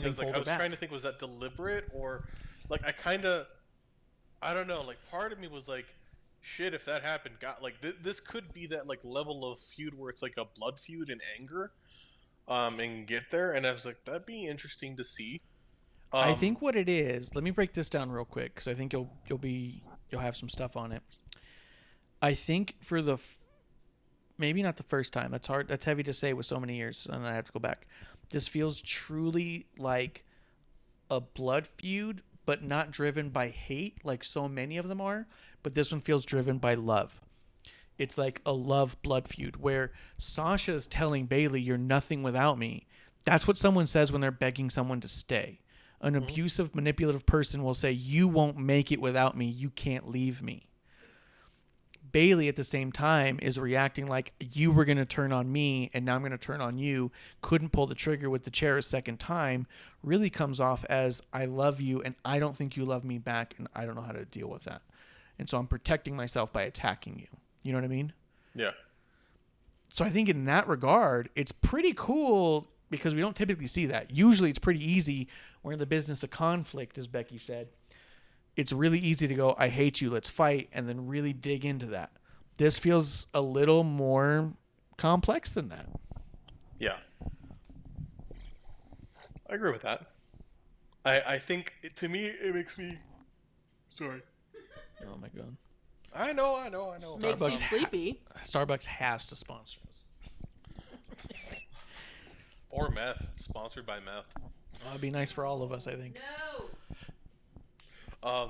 No, but I was going to say, I think that it makes me think of the level of escalation and level of emotionality behind it that Shawn Michaels Triple H had. Yes. Yeah, yes. I think, so it's that level of hatred and anger where you're like, I want to fucking murder you, but you're you know? Yeah, and it really, it's that walking the line of love and hate are two sides of the same coin, and it's a really thin line to walk between them.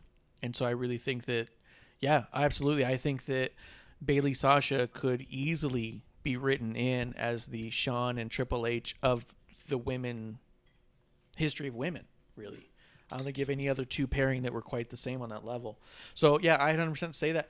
I don't think you could... I think you could make parallels to Jeff and Matt Hardy. And I think you can make some parallels there with Edge and I think Matt Hardy too because of the closeness of them. But I do agree with you. I think it comes down to Triple H and Shawn Michaels. Yeah. Which I think is pretty cool. I think it's really cool.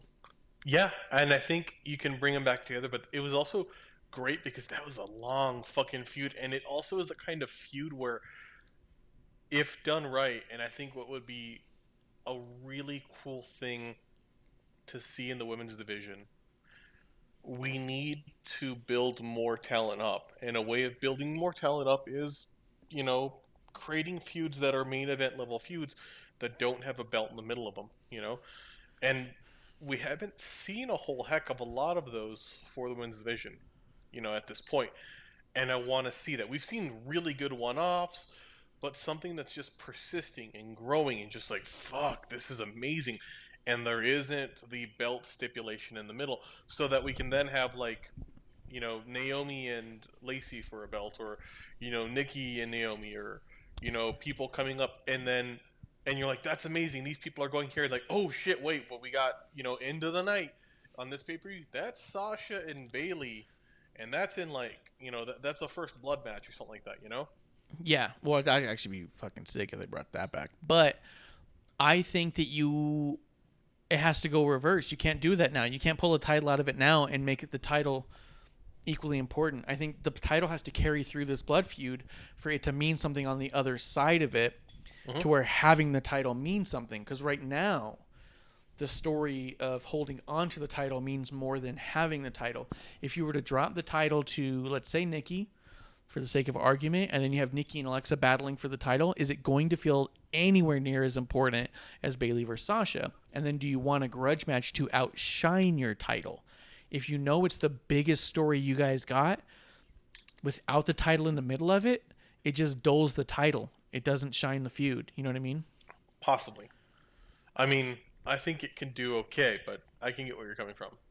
I think you can get there. I think you carry the belt through this one so the next one doesn't need it, but it needs it for the first one. And I think that you get potentially, I mean, I guess we've already had the 2 in NXT, but the main roster fans have not really seen those much. I think you could get an additional 3 matches out of Sasha Bayley, and you can have the title only be involved in the first, maybe the second, but definitely not in the third. You know what I mean? It's unnecessary. Yeah. But you have to prove that that title is up there and then have them fight away from the title. Right now they're fighting over the title. Does that make sense? I agree with that. Yeah. I think you get to there. And then at that point, they're fighting so much that they don't even notice the title disappears. And the next people can talk about how important it is that they have the title now. You know what I mean? Yes. But there are people who are saying they want the title out of this one already, and I don't see it. I think that would make the title seem less important because this is the most important story they have. Not yet, but I could see. Not yet. Like we both said, not yet. Build this up more, and then yes, and you could keep, because the Triple H Shawn Michaels feud, that like crazy level, that was 2 years. Yeah, it was 2 years, and the title was involved a couple of times. Yes, but it also allowed for times where, cool, we're gonna keep the title away from this, and then we'll have other people going for that title, and that's totally fine. That makes sense to me. Yeah, and I think if you build it right, you can actually do that with like an Evolution. Mm-hmm. If you did Evolution 2, you could have a Sasha versus Bayley be a headline or co-headlining match without the title involved and have the title in other matches.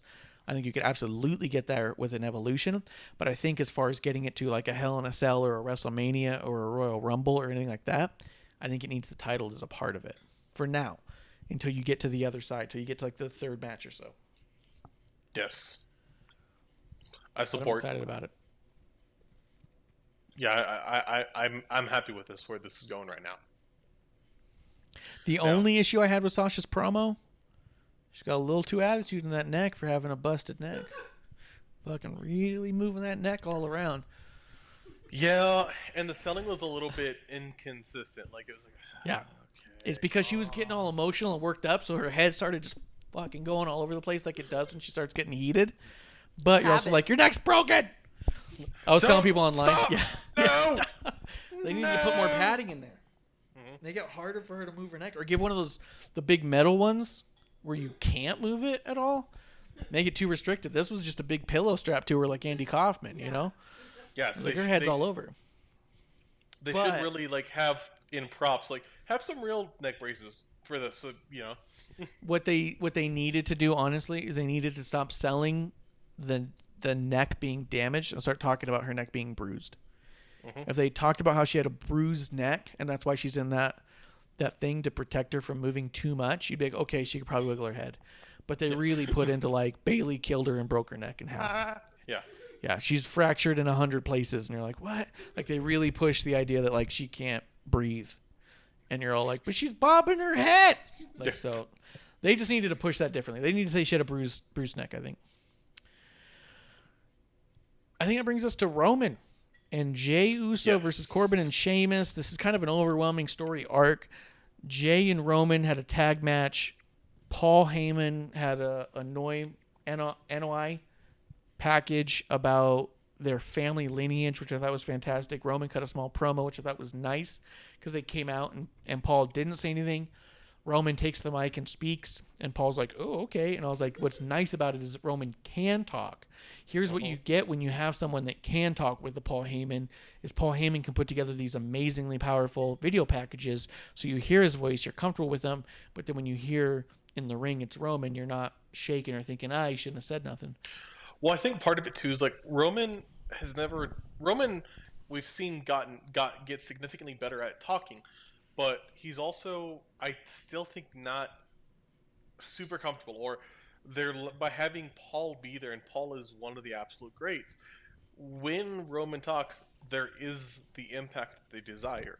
Whereas Yes. if it were just Paul on and on and on, I'm not complaining. I didn't have a problem with Paul and Lesnar, but this comes in, and it's awesome because Brock never could sound scary. Yes. Brock's voice is just a little too high to sound like frightening. Yeah, which also made for some great stuff, but yeah. And Brock Lesnar just off mic talking, where you can hear him, but he's just off mic, was, I think, the perfect utilization of him. Yes. I love... a year? Yeah. What? I thought you knew. No. Roman and Jay is the main... There's not... I don't know if it's going to be main event. I hope it's the main event for the Universal title. I love the idea of Jay goofing with Roman. He's all excited that they won a match, and he throws the title to him, and Roman hugs him. Roman's standing in the ring as Jay's walking away, and his face just goes serious while Jay's just dancing up the ramp, being like, yeah, man, we're doing this. Like, the fact that Jay's, like, so happy working with his family, and Roman's like, I'm going to fucking kill my cousin. Yeah. I think they're doing it beautifully. It's going so well. What do you think of that package that Paul Heyman put together? I love that, and I loved, like, they went through that history so well. They went through, like, Umaga, who, it's a tragedy Umaga died, but Umaga was if he hadn't passed away, he would have been, probably the top heel in the company for a long period of time, because he was an absolute monster. I loved how they kind of threw a little bit of shade at Jay with the help of his brother. Like, yeah. Fuck you, Paul. Yeah. Come on, man. Man, go fuck yourself. Yeah.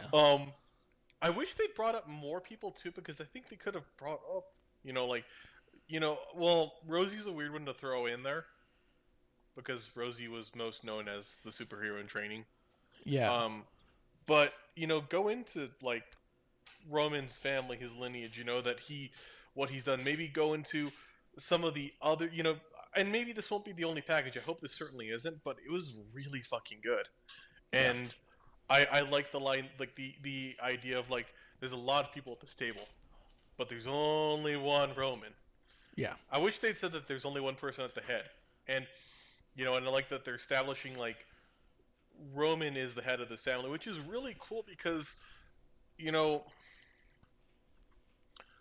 they can throw that The Rock is part of this family, but I don't think they've really... Even when The Rock was there, they had a few stories, but they didn't pull the family in a lot. Yeah. Yeah, I really like they're leaning into the Bloodline as a story, because even when they were sort of referring to the Usos and Roman as the Bloodline, when they were teaming just for a short period of time with against Baron and all them, I really liked the idea of them working together, and I actually thought the Usos and Roman worked really well together, which shouldn't be a surprise by any means.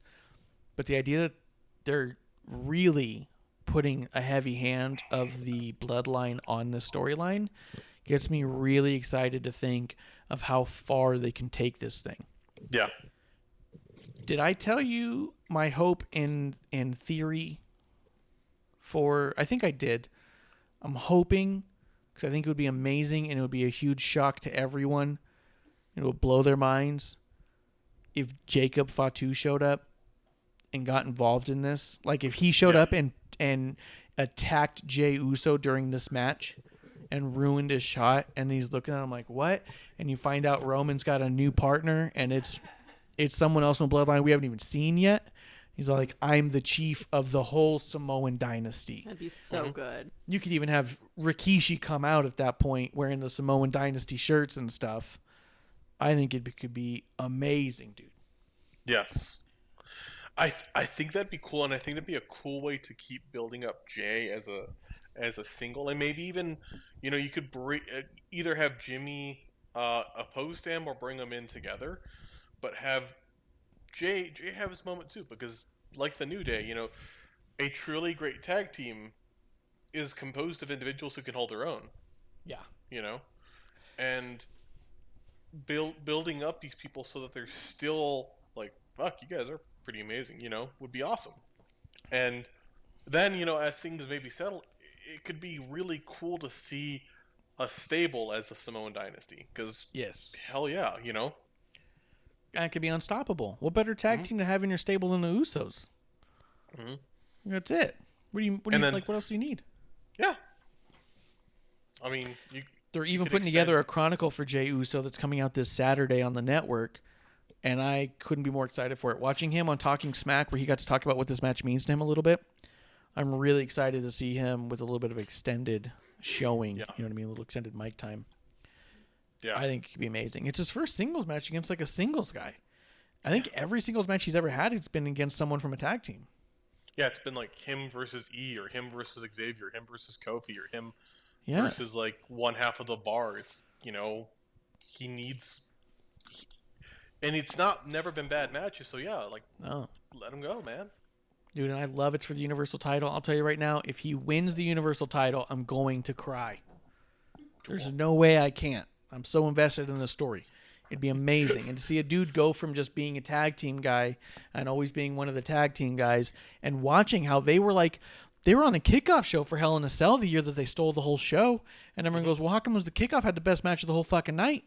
You know what I mean? That shit happens. Mm-hmm.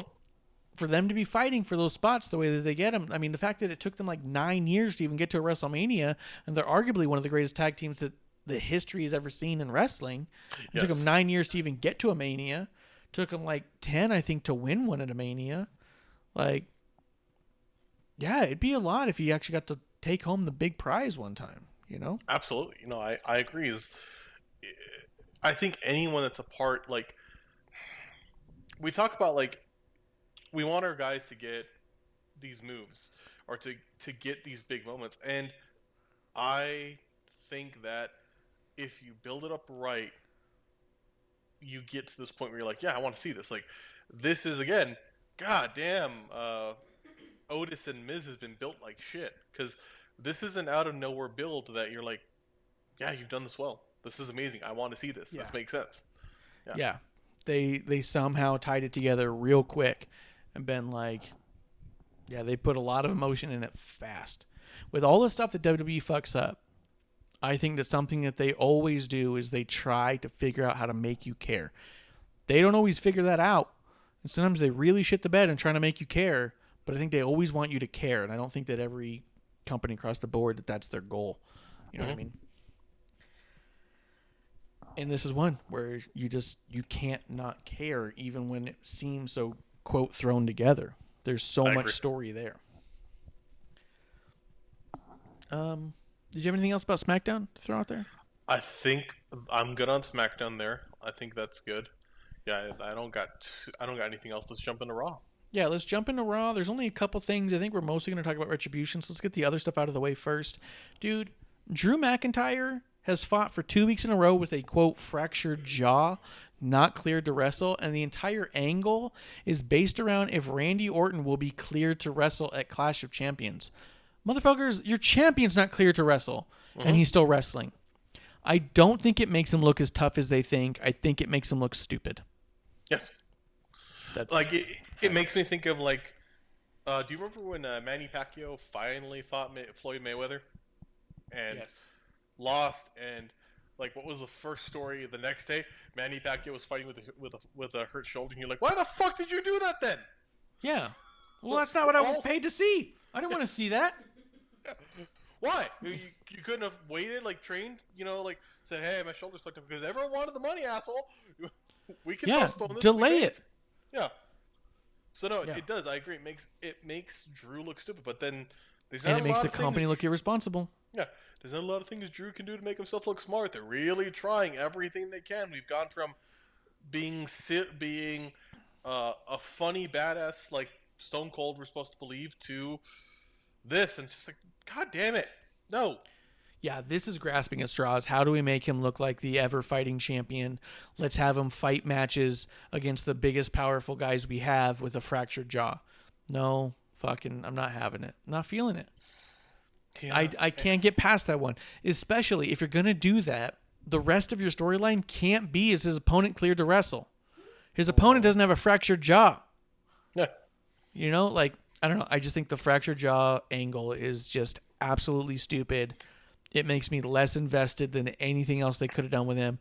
I'd rather be sick of him as just a badass who's kicking the shit out of everybody than for me to think that the company is irresponsibly letting him wrestle with a fractured jaw where they said that if he takes one bad hit, it's going to crack his jaw right in half. Producer had something she wants to say. That's why I was really hoping when we first saw his big push for the belt. I guess I was just really hoping he was going to be that Boondock Saints kind of character of just wears the long jacket and doesn't say much but kicks ass. I would have been super happy with that, but instead we get this. And I couldn't buy into the fractured jaw just because he was talking so much. I was like, if you have a fractured jaw, like you're not going to be talking that much. You probably aren't going to talk at all. That is very true. So for me, it didn't work. Were you sold a hoping fractured jaw? Yeah, were you hoping he'd have a fractured jaw and we would finally be like, cool, Drew can shut the fuck up for a few weeks. But there's or like if he opens his mouth, he can go like, shh. He's like nothing. I'm drinking through a fucking tube. I think a lot of times, maybe it's just me, but I feel like a lot of the scripts that are written are just very, very wordy, unnecessarily wordy. And they could try to, I don't know, use other nonverbal cues instead of having them memorize really long spiels that don't even come across the way that they want it to come across. That's a good point. Do you know who wrestled with a jaw wired shut? Jaw wired shut Jones.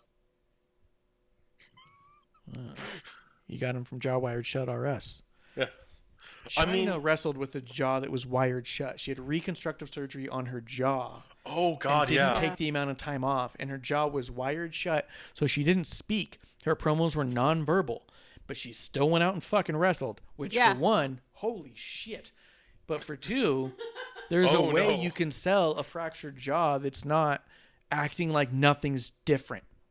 Right.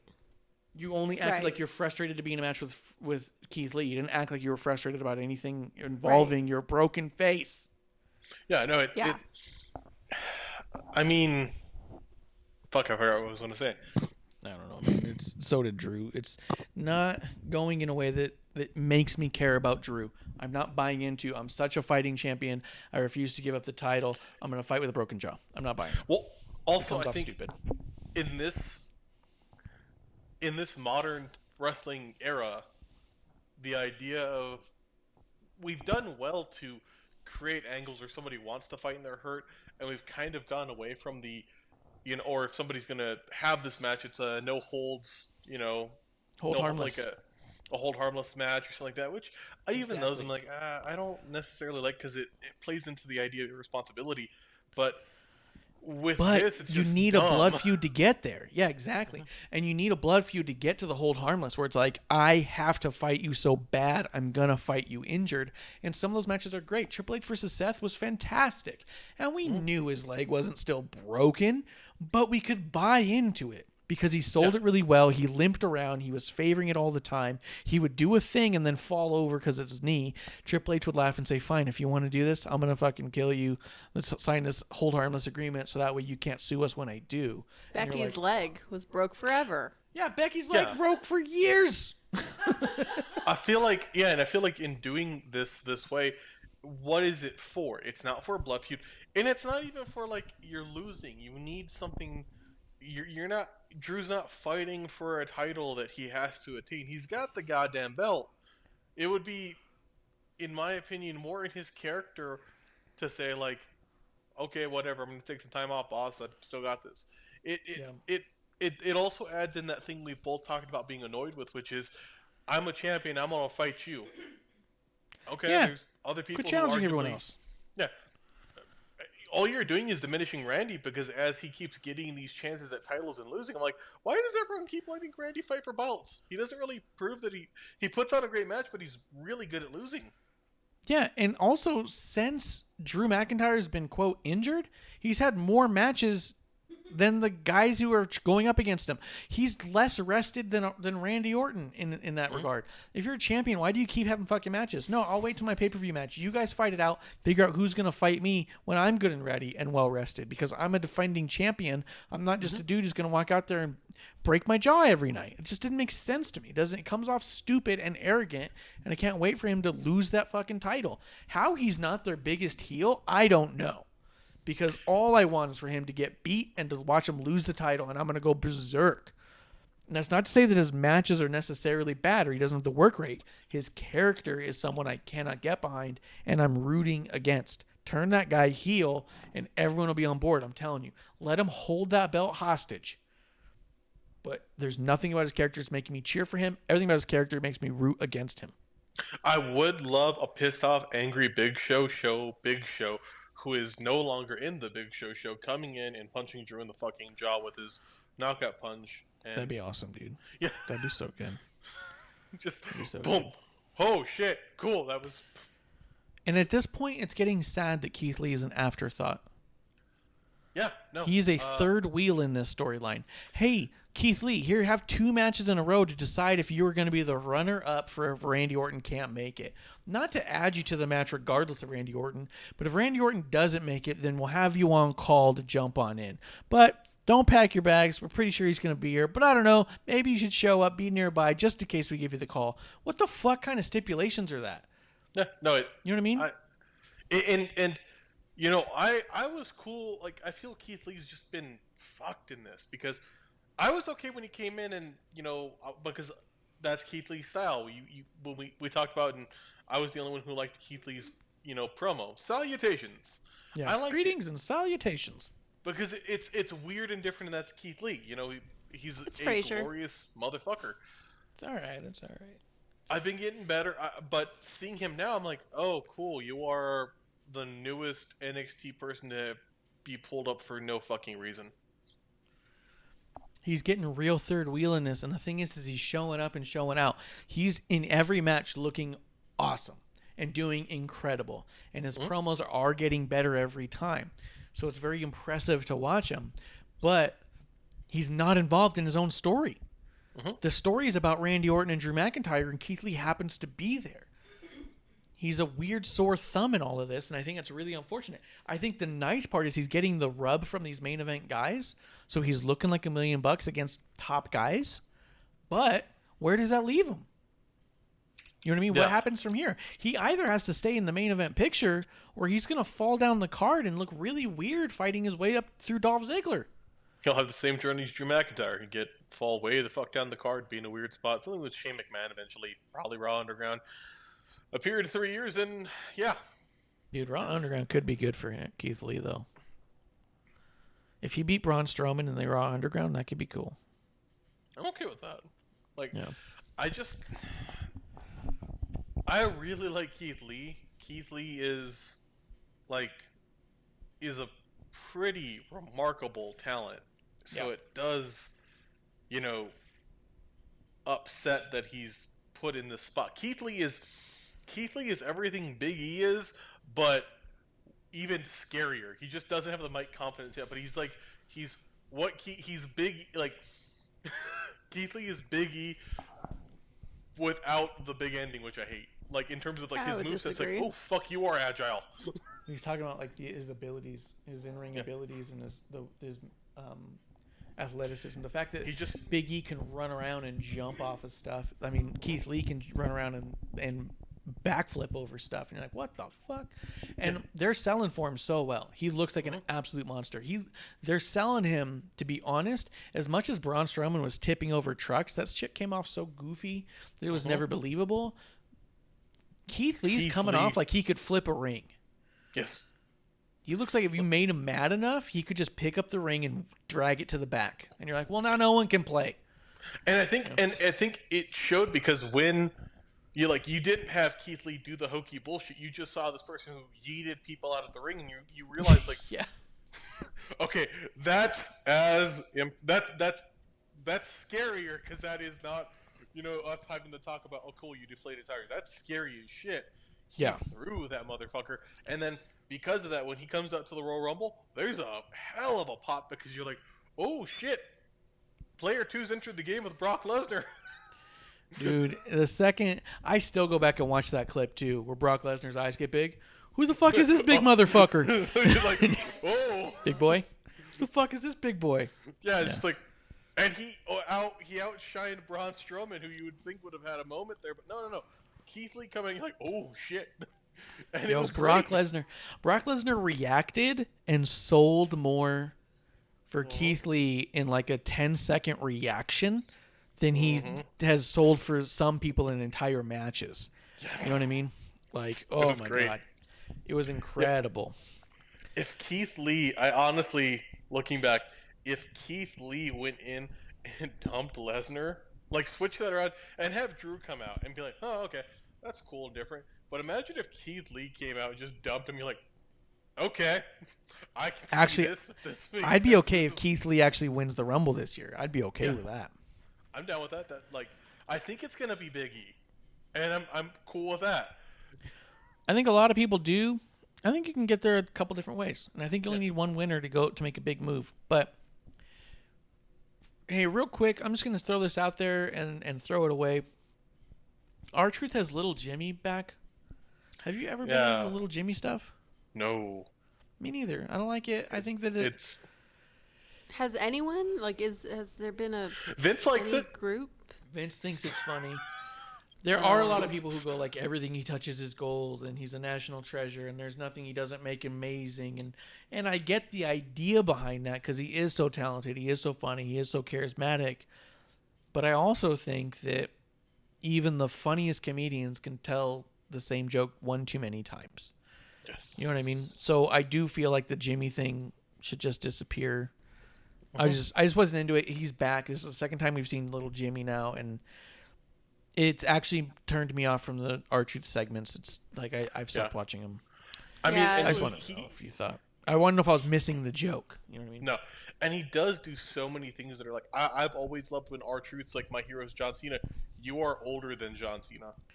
That shit's funny, dude. Because those are jokes that, like, they're goofy and silly and dumb, but you also think about for 2 seconds. But, like, an invisible kid doing stuff with them, I'm like, His when he runs up to the Royal Rumble, gets the ladder, gets up on top, and everyone pauses. And, like, that's one of my favorite Rumble moments. Like, what the fuck? Like, he's fantastic. Or when everyone's cutting these really hard promos and he walks, I was like, we're not? Okay, cool. Bails out. Like, I love R-Truth. He's... Oh, yeah. I think R-Truth would be, like, if WWE Network wanted to... I had heard that they were considering doing, like, a game show with him. They do. It's on there. The R-Truth game show. It's there. Really? Yeah. There's, like, 6 episodes of it or some shit. What? You're going to love it, dude. It's really good. If you're fucking with me, I'm not fucking with you, dude. The first episode was Alexa Bliss. They had one with Sheamus. It was great. This doesn't mean look this up this moment, but yeah, finish your thought, Klump, because we can see and hear you. I mean, he looks up at the camera. No, but every time he types, he thinks no one can see him. I don't get the Little Jimmy shit. I think it's a hokey, dumb, silly thing. It doesn't make sense. Okay. And he is a fantastic talent. He's super funny. I don't know. We'll leave it right there. We love R-Truth. We love so much he does. Little Jimmy is the one joke that we just don't get and we're not a fan of. We can't wait for the next R-Truth thing that's not Little Jimmy because I'm sure it's going to be great. But until then, I'm just going to watch the game show over and over again. Let's see. I'm going to say this real quick. I don't think you saw it. Aleister Black crushed KO's nuts 3 times on a ring post. If they do, like, I thought for a second they were going to do a stretcher job due to nut crunching, and I was like, okay. But I wonder if they're going to have him out for a while from that. And I was like, dude, if we do like a legit injury angle because of too many punches to balls, that's kind of funny to me. That's going to be a really... I'm just saying that's going to be a really funny cast. Oh, the cast. Everyone will sign it. Like, there has to be something that goes over the clothes that's, like, really hilarious. Good. If he tells people to sign it and he goes, just do your initials, though. I'm picturing him in, like, a plaster diaper. Yeah, exactly. It could be great. So I really hope they go. Hope they go cartoony with that one. Let's see. I'm gonna say this one time just because I try not to shit on too much stuff. Street Profits were on commentary, and I thought it was absolutely terrible. Dawkins kept saying, "You know what I'm saying, fam? You know what I'm saying? You know what I'm saying?" But he wouldn't finish his thought, so I actually didn't know what he was saying. And I was like, saying "you know what I'm saying" does not replace what you're saying. He would say half sentences and half thoughts and then finish it with "you know what I'm saying," and I'm like, no, I'm not there yet. Finish your thought, and then I'll know what you're saying. And it got to the point where I turned off the audio. I turned it way low. It seemed like it was just a normal habit, honestly, of someone's speech, because it's kind of it's like when you go to a speech class and they pick up, usually what I've heard is like they pick apart the habits that you say. Like someone might say "like" a million times. Other people might say "you know" a million times. You don't notice this until someone points it out to you. This is what it felt like. It felt like, oh, he can't control this. He just keeps saying this thing over and over. Like how there was a while there I just kept saying, "I'll say this about it," or "I'll just say this." That was the thing that I think I had a nervous habit of being on even recording in general. It just, how do I start a thought? Well, I'll just start it with, I'll just say this. And it became this habit that I had to try and break, because it was like, that's kind of annoying to me at this point. Yeah. He's embracing it. He loves it. And I was like, I wish you do half of it. But go ahead if you had a thought. I was going to say, in college, I took a public speaking class as part of my degree. I got told that I say "fuck" too much. Well... I wouldn't say that. In public speaking, when she was like, yeah, but... I would say you type too much when we're recording, but that's it. Ooh, she's taking shots, dude. She's taking shots at you. When he's typing, I gotta mute him. Text her. Text her right now. Such a piece of shit. Yeah. You just can hear him slamming on the keyboard. Let's see... so I'm going to move on from there. But yes, so I think that they said that too much, and it actually got to the point where it was so annoying to hear that I had to turn it down.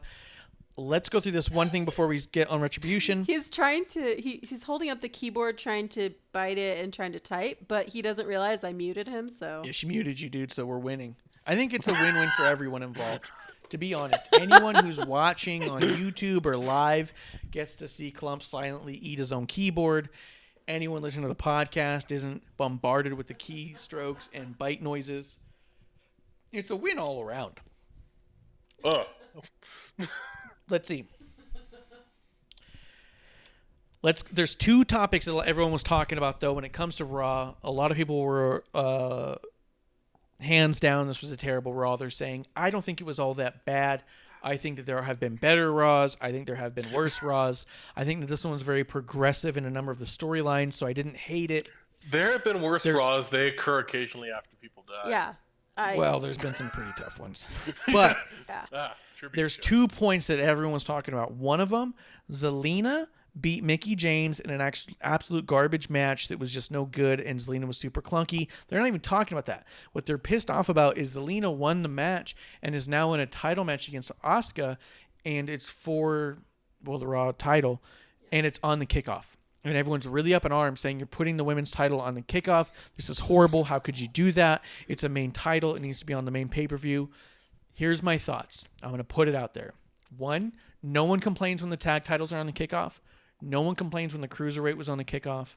No one's complaining about the United States on the kickoff or the Intercontinental on the kickoff. I understand we're saying this is the equivalent of a world title, but I also think that this is a huge example of talking someone into a building is a real thing. Part of what makes a match important is the ability to talk people into feeling it's important. This match does not feel important. No one feels like Zelina has a chance. This is also Zelina's 5th match, and it's for a title. That's fucked. This isn't the next big star making a huge break right now. This isn't Stone Cold making a huge title shot for the first time against Vince's will. This is Zelina coming out one week, getting a sloppy victory the next week, and now going for a title match. I don't think you want this on the main page because, one, I don't think Zelina can handle it yet. I think she's there to learn from Asuka. And two, as much as Asuka's incredible in the ring, and as much as we love Asuka as a character, she's a fantastic character, amazing at what she does in every way. She can't make a match feel more important than it is. And I think that that's something that Becky could do. That's just to highlight something that Becky was capable of. Becky could take a match like Lacey's first fucking match being a title match and make it seem important. Asuka can just say, hey, I'm Asuka and I'm going to do what I do. And everyone goes, yes, I love that. And then you go, but it's going to be against Zelina. And they go, okay, but it's not going to feel more important. I don't want to see it at all. I don't either. I don't. I agree with that. I think, to me, it's the best you can do with the situation you made. Like, you bought all the ingredients to make this meal. We got to do it. So ultimately, the better answer to this would be, yeah, maybe Zelina needs more time and should be anywhere near the fucking title. That's, my perspective. It's not knocking her. She is probably the best manager in the WWE right now. And I think with more time, she could have made that match seem more important. But I don't think they were given the amount of time. At this point, Asuka's such a well-built and well-constructed character. You can put her in the ring with anybody and know you're going to get a tremendous matchup. But it's up to the opponent and up to the commentators to make that match feel important. And neither one has done that for this match. So it makes sense to me that it's on the kickoff because it doesn't feel important. Not because the title isn't worthy of getting there. We've seen it main event a WrestleMania. We know the title can. It's now about the opponents. Can the opponents seem as important as the title? Right? Yes, I agree with that. I feel like this is so rushed, and it's just my theory. Got no information whatsoever, but I'm just guessing because of last week, the whole Mickey Asuka fallout kerfuffle and Clusterfuffle. Her and her coming out to pretty much save the what the hell is happening moment.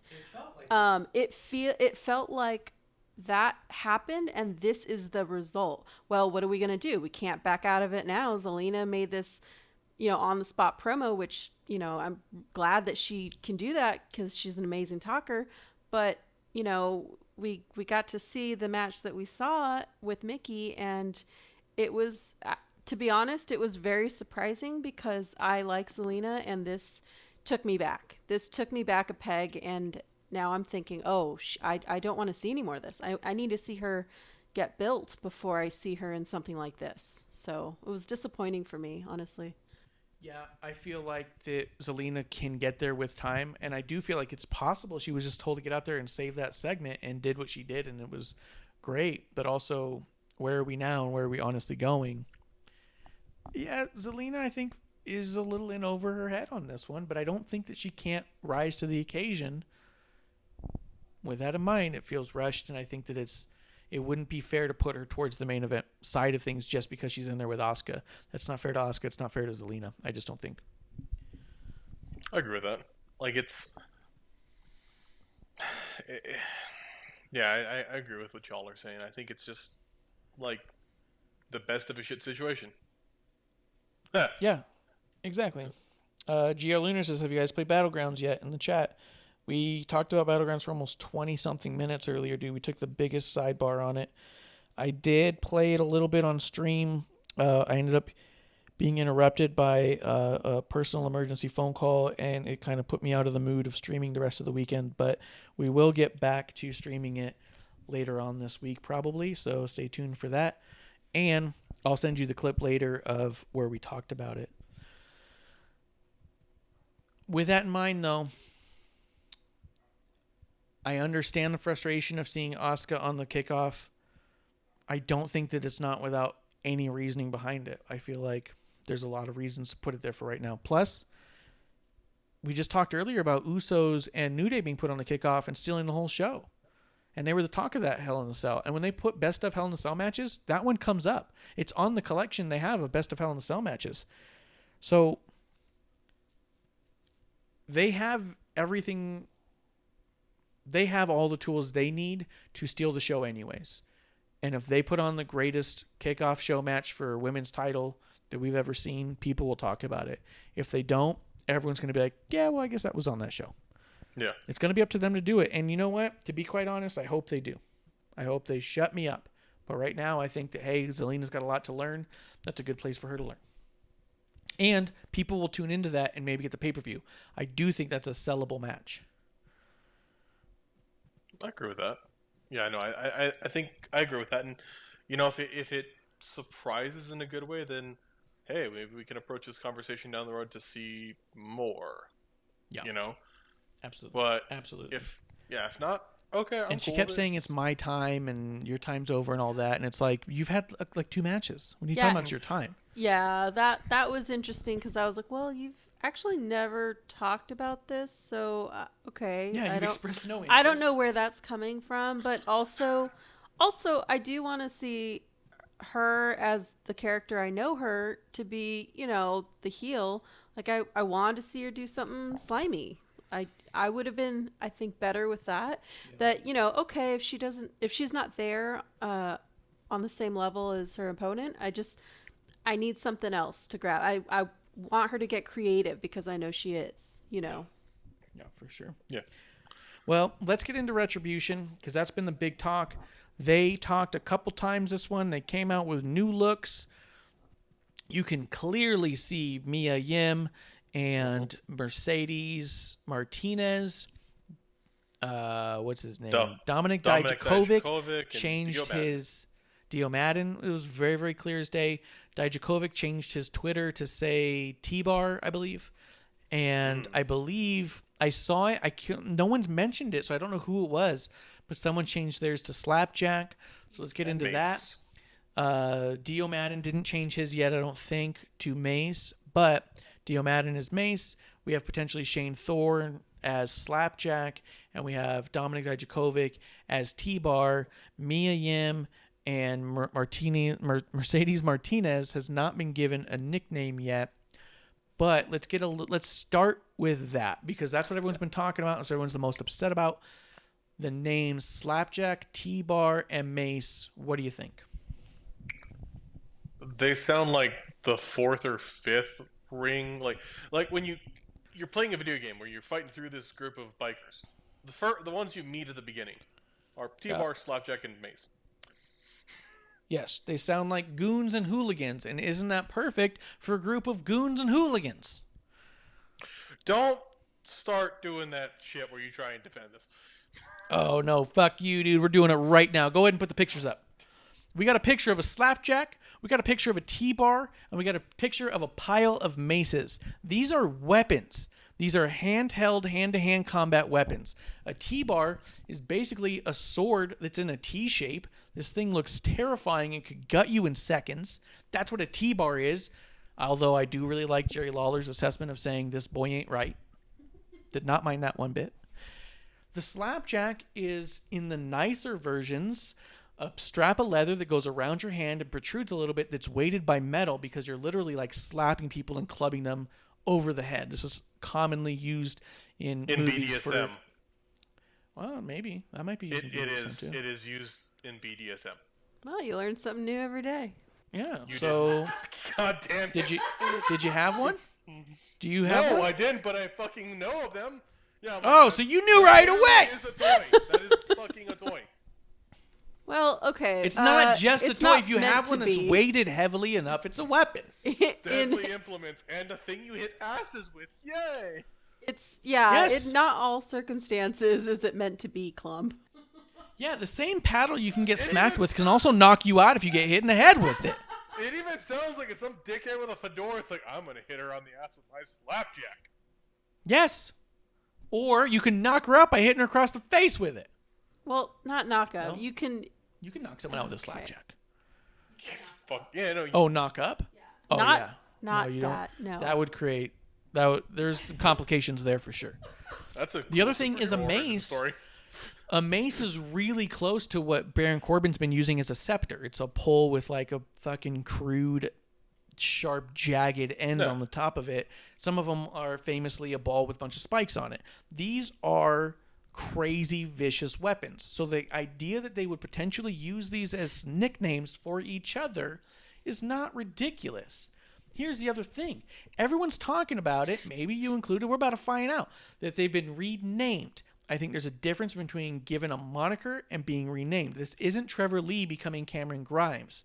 This is Dio Madden, who's now in a group of anonymous hooligans calling each other by code names. It works. And I think eventually you get to a point where it's Dio Mace Madden. You know what I mean? I don't think that they've renamed him. He's not been rebooked that way. Also, you're talking about an audience that largely has no idea who any of these people are. Like it or not, but on a good day, NXT is getting half the viewership of Raw regularly. So most of your audience doesn't know these people. So the idea that people are even saying, why rename them? We all already know who they are. No, we all don't. Matter of fact, I bet you there's less overlap than you think.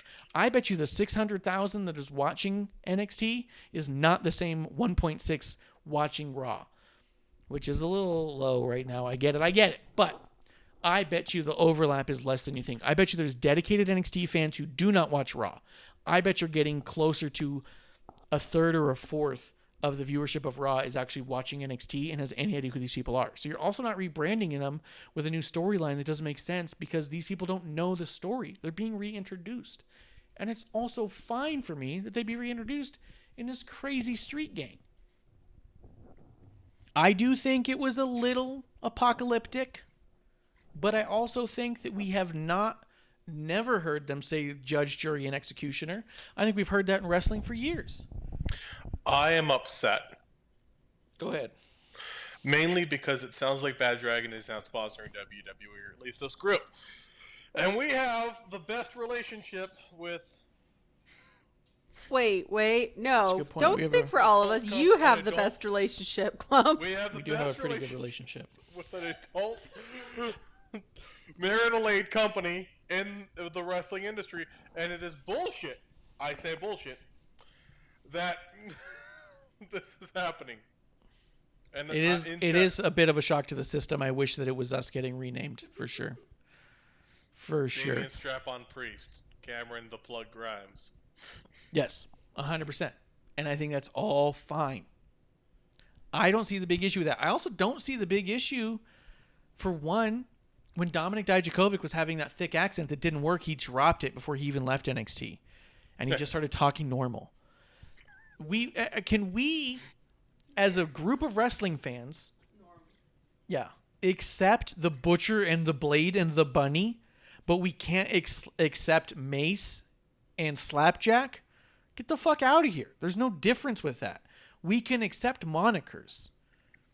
That's not a horrible thing. We can accept Abandon in AEW and Chris Statlander, the Alien, but we can't accept a group of 5 disgruntled employees getting dressed up as evil as they can conjure up just to beat the shit out of people and call each other by code names. Yeah, it's not the biggest stretch of all time.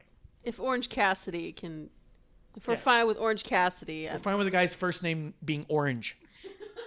But we're going to be really pissed off if a guy goes by T-Bar. And then you look up what T-Bar is and you go, oh, that's a murderous weapon? Yeah, that's his nickname. I thought a T-Bar was a shifter in a fucking Oldsmobile. Yeah, it could be. Yeah.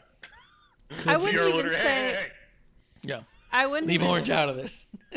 I mean, look, I'm not saying AEW and wrestling as a whole doesn't have some silly shit. I'm saying this: you haven't accepted Orange Cassidy, you haven't accepted Abaddon, not Abandon, but Abaddon, and you've made fun of Chris Statlander quite a lot, champ. Endlessly. But I like Butcher and Blade, and I've said that. Yeah, and those are the ones with the name. I'm okay with Mace. T-Bar and Slapjack are giggle-worthy at best.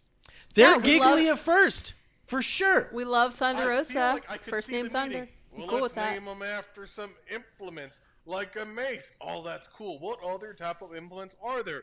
Ooh, how about we call them Kukre? Or you know what? We can call him Claymore. Oh, no, Drew's got that. And then they just get down the list. It's like...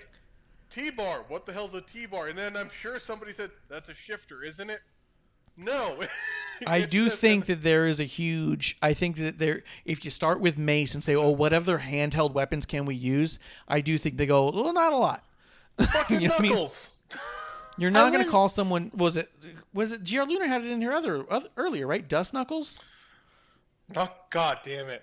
Slapnuts and Slapjack are very close, and I get that. I do agree, and then we're going to shift over to producer. I do agree that T-Bar and Slapjack sound funny at first, and they're weird, but if you're not willing to accept the idea that these are physical weapons that could actually knock out a person and be threatening, so maybe someone might call each other that as their own anonymous thing. I think that really what you're doing is trying to protect yourself from feeling potentially wrong or ignorant, right? Oh, I didn't know that. And I didn't know that. I laughed at it too. I was like, that's a weird, stupid name. And then I looked it up and I go, oh, these are weapons. I was like, okay, all right, I can get behind that to a degree. I don't know if I would have picked Slapjack as my own, but I understand why a character might pick Slapjack. You know what I mean? Especially maybe if they're proficient with one. I don't know. But I do think that Knuckle Duster is what GR Lunar said. I do think that if you're unable to look at it from a step back and say, yeah, I just didn't know any better, it's still kind of silly, but it's not as silly as I originally thought, then you're just protecting yourself from seeming too wrong. But producer had something she wanted to say.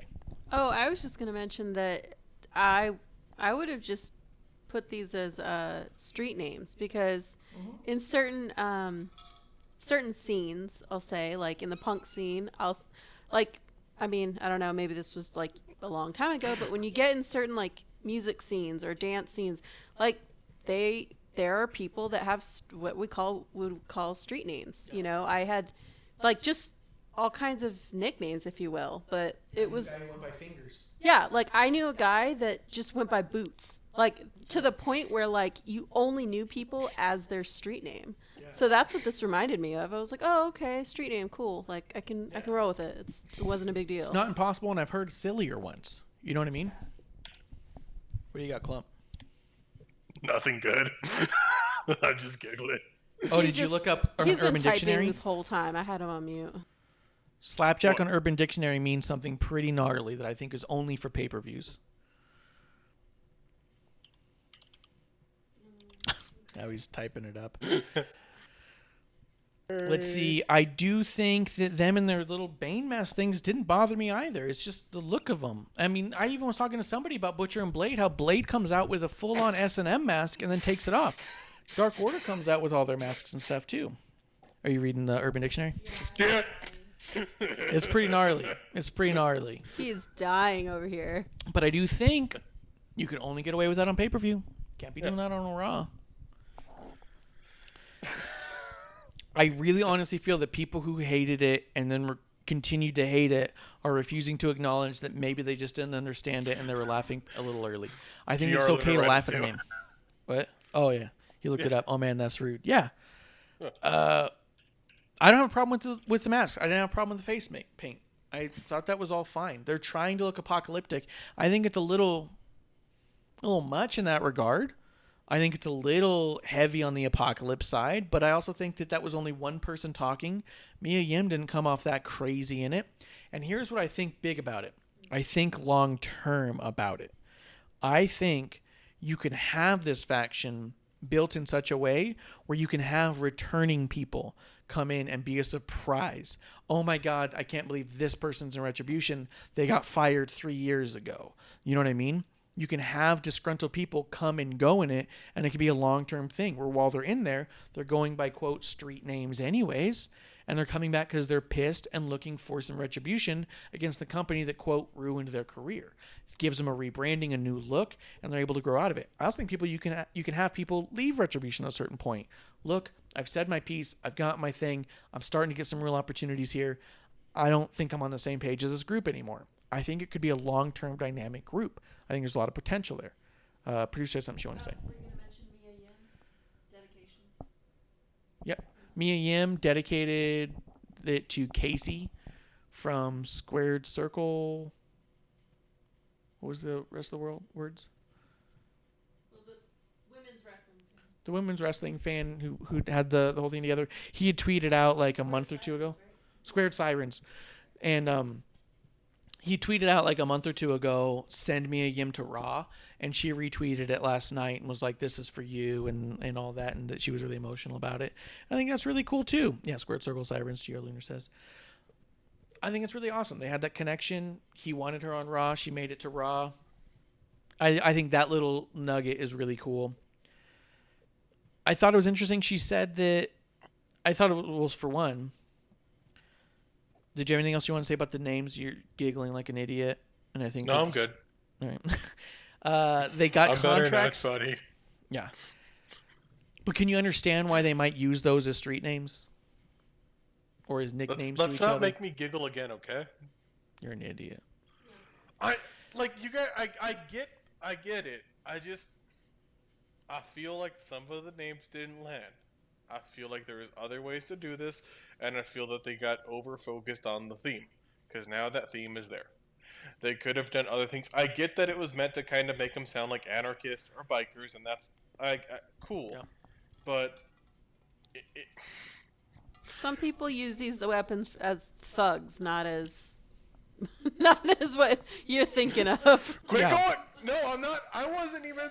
Honestly, before you showed me a picture of a slapjack, I didn't know it. I was like, wait, I've seen that in a place. Oh shit, I know what that is now. I was like, that's stupid. I thought so. When I heard Slapjack, I immediately thought of Candlejack, which is a reference to Freakazoid, which is an old-ass TV show that I like. Yeah. So I was like, that's stupid and silly. Now I'm being a dumbass and going into that stuff. So yeah, I didn't go there. Y'all corrupted my ass. Yes! Jared Lunar, damn right, shout out to Freakazoid. Yeah, Freakazoid. Good-ass show. But no, I just, it's a bit, it's overwrought. It's overwritten. And I get that they have to add developments to it to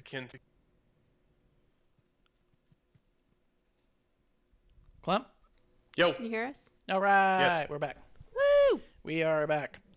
Thank you guys for hanging out. Thank you guys for hanging out and learning a little bit about how our audio setup is set up. Yeah. Go ahead and yeah. And slapjacks. I do think that there's a potential for an Dijakovic got a little wordy for sure and a little overly evil, but I also think that was truly his first real promo with it. Yeah. And he was the only one who did that. Mia didn't really do that. So I think that there's still a lot of room for possibility within the group. And I felt like the people who were saying flat out that the whole thing was just awful were kind of going in with that before they watched it. Oh, I'm not going to like it. Oh, I'm over this. I don't want to see this. I already don't care. But then they put together something that largely made sense, moved their story forward in a big way, and started to give us a number of answers we've been asking for quite some time. And it goes, oh, yeah, but I don't care. I hated it. It was stupid. Did you? Or did you just not listen? Did you not pay attention because you felt like you hated it before you got there? And not to say that, if you just paid attention, you would have loved it. But I can understand where we're at and where we're going now. And I think that was a huge step in the Retribution story. And I'm more excited about it now, thinking about its potential long-term, than I was frustrated thinking about why I didn't have answers. I didn't think this was a home run. I didn't go, oh my God, everyone's got to see this. I thought, oh, this is good progress. I can get that. I mean, to me, there's parts that I don't like. I do think they have, again, it's overwrought to me. It's been, I guess, overproduced. It's taken too long to get here, and that's frustrating to me. I feel like I feel like the masks inclusion, I get it, they're trying to reveal them, but it just feels kind of needless at this point. That's me. It could have easily been done by rip a mask off, because now we can see who you are. Rip a mask off and say this. It feels dumb. Or keep the balaclava on. I'm okay with that too. That's what I'm getting at. Also, they don't need to have names. They could have numbers. I get the what you're saying about them being names that they're choosing to say this, and I feel like the reason I say numbers would be cool is if our feud and upsetness is over the fact that we're, you can make the argument that we're here and we're not important, we're not individuals, we're nothing. Cool. I'm a number. I don't know if that screams cool as much as weapons scream deadly. Yeah, I think that by then numbers I'm gonna go back to the slapjack thing, boss. You want me to hit you with a slapjack? See how you feel about it, dude? He actually. He might. Don't say that. Wait, he might. You need my consent to do that, Marsh, and we're not in the proper setting. I'll dim the lights out, and then I'll bend over, and you can do that, okay? All right, we'll figure this one out. We're going to work this one out. We're going to come up with a good word. It won't be slapjack, though. Slapjack won't be the word. It'll be counterintuitive. I think that if they were numbered, it would be way too close to Dark Order. And to be honest, I do feel that this is closer to what I kind of hoped Dark Order was going to be. Not that this is done perfectly, but I thought that Dark Order was done a little too goofy and silly-like. And I feel like that although this has its fucking growing pains for sure, there's more grit on it. It's a little more gritty, and I'm kind of into that. And these guys look like more of a threat than the people in Dark Order. That's not to say that Dark Order and them are like side by side, but there are a lot of comparisons right now. To me, that's the difference. Retribution is gritty. They look like bigger threats. They actually look kind of scary. Dark Order looks a little more goofy, a little more silly. It was kind of confusing, they're all numbered, and it makes me care less. Where at least I can say I can really get behind Mace.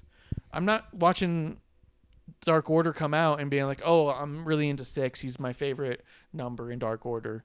No, when you start numbering them, they become interchangeable to me, the viewer.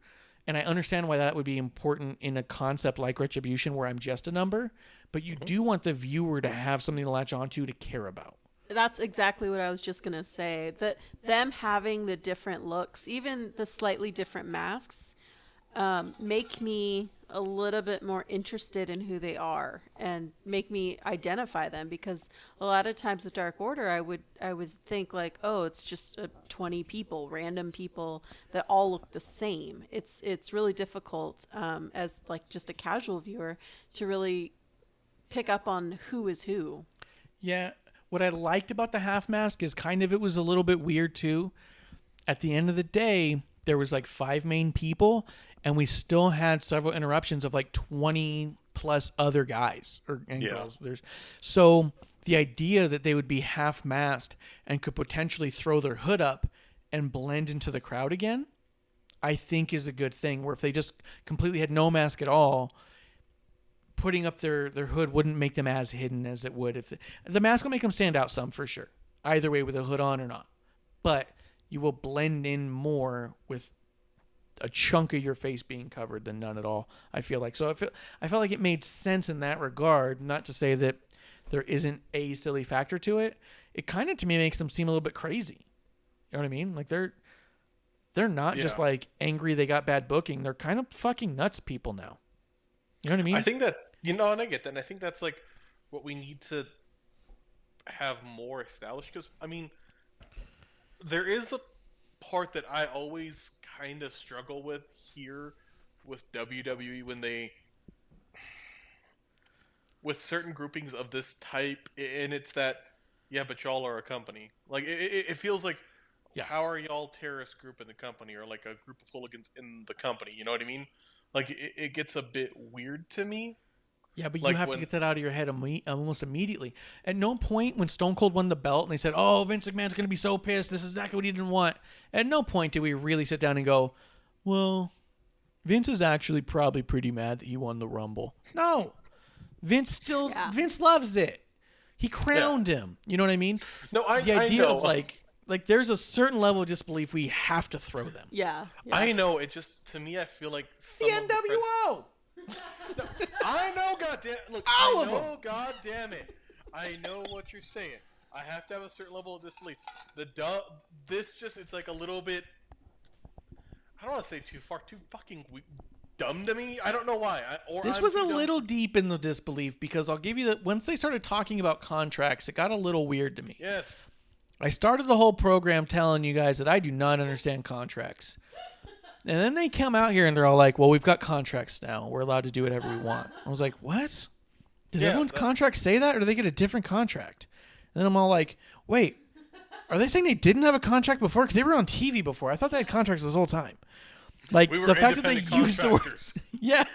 They're like, we heard Meltzer. We're gonna go with this. But here's the thing. People on the internet were being super stupid, being like, oh, I'm supposed to believe they're not contracted. No.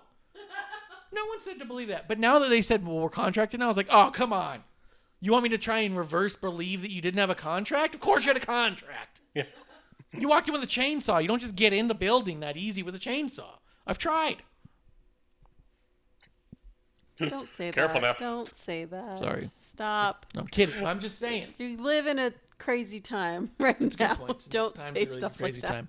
I'm just saying the contract talk was the thing to me that was like, okay, guys, reel it back.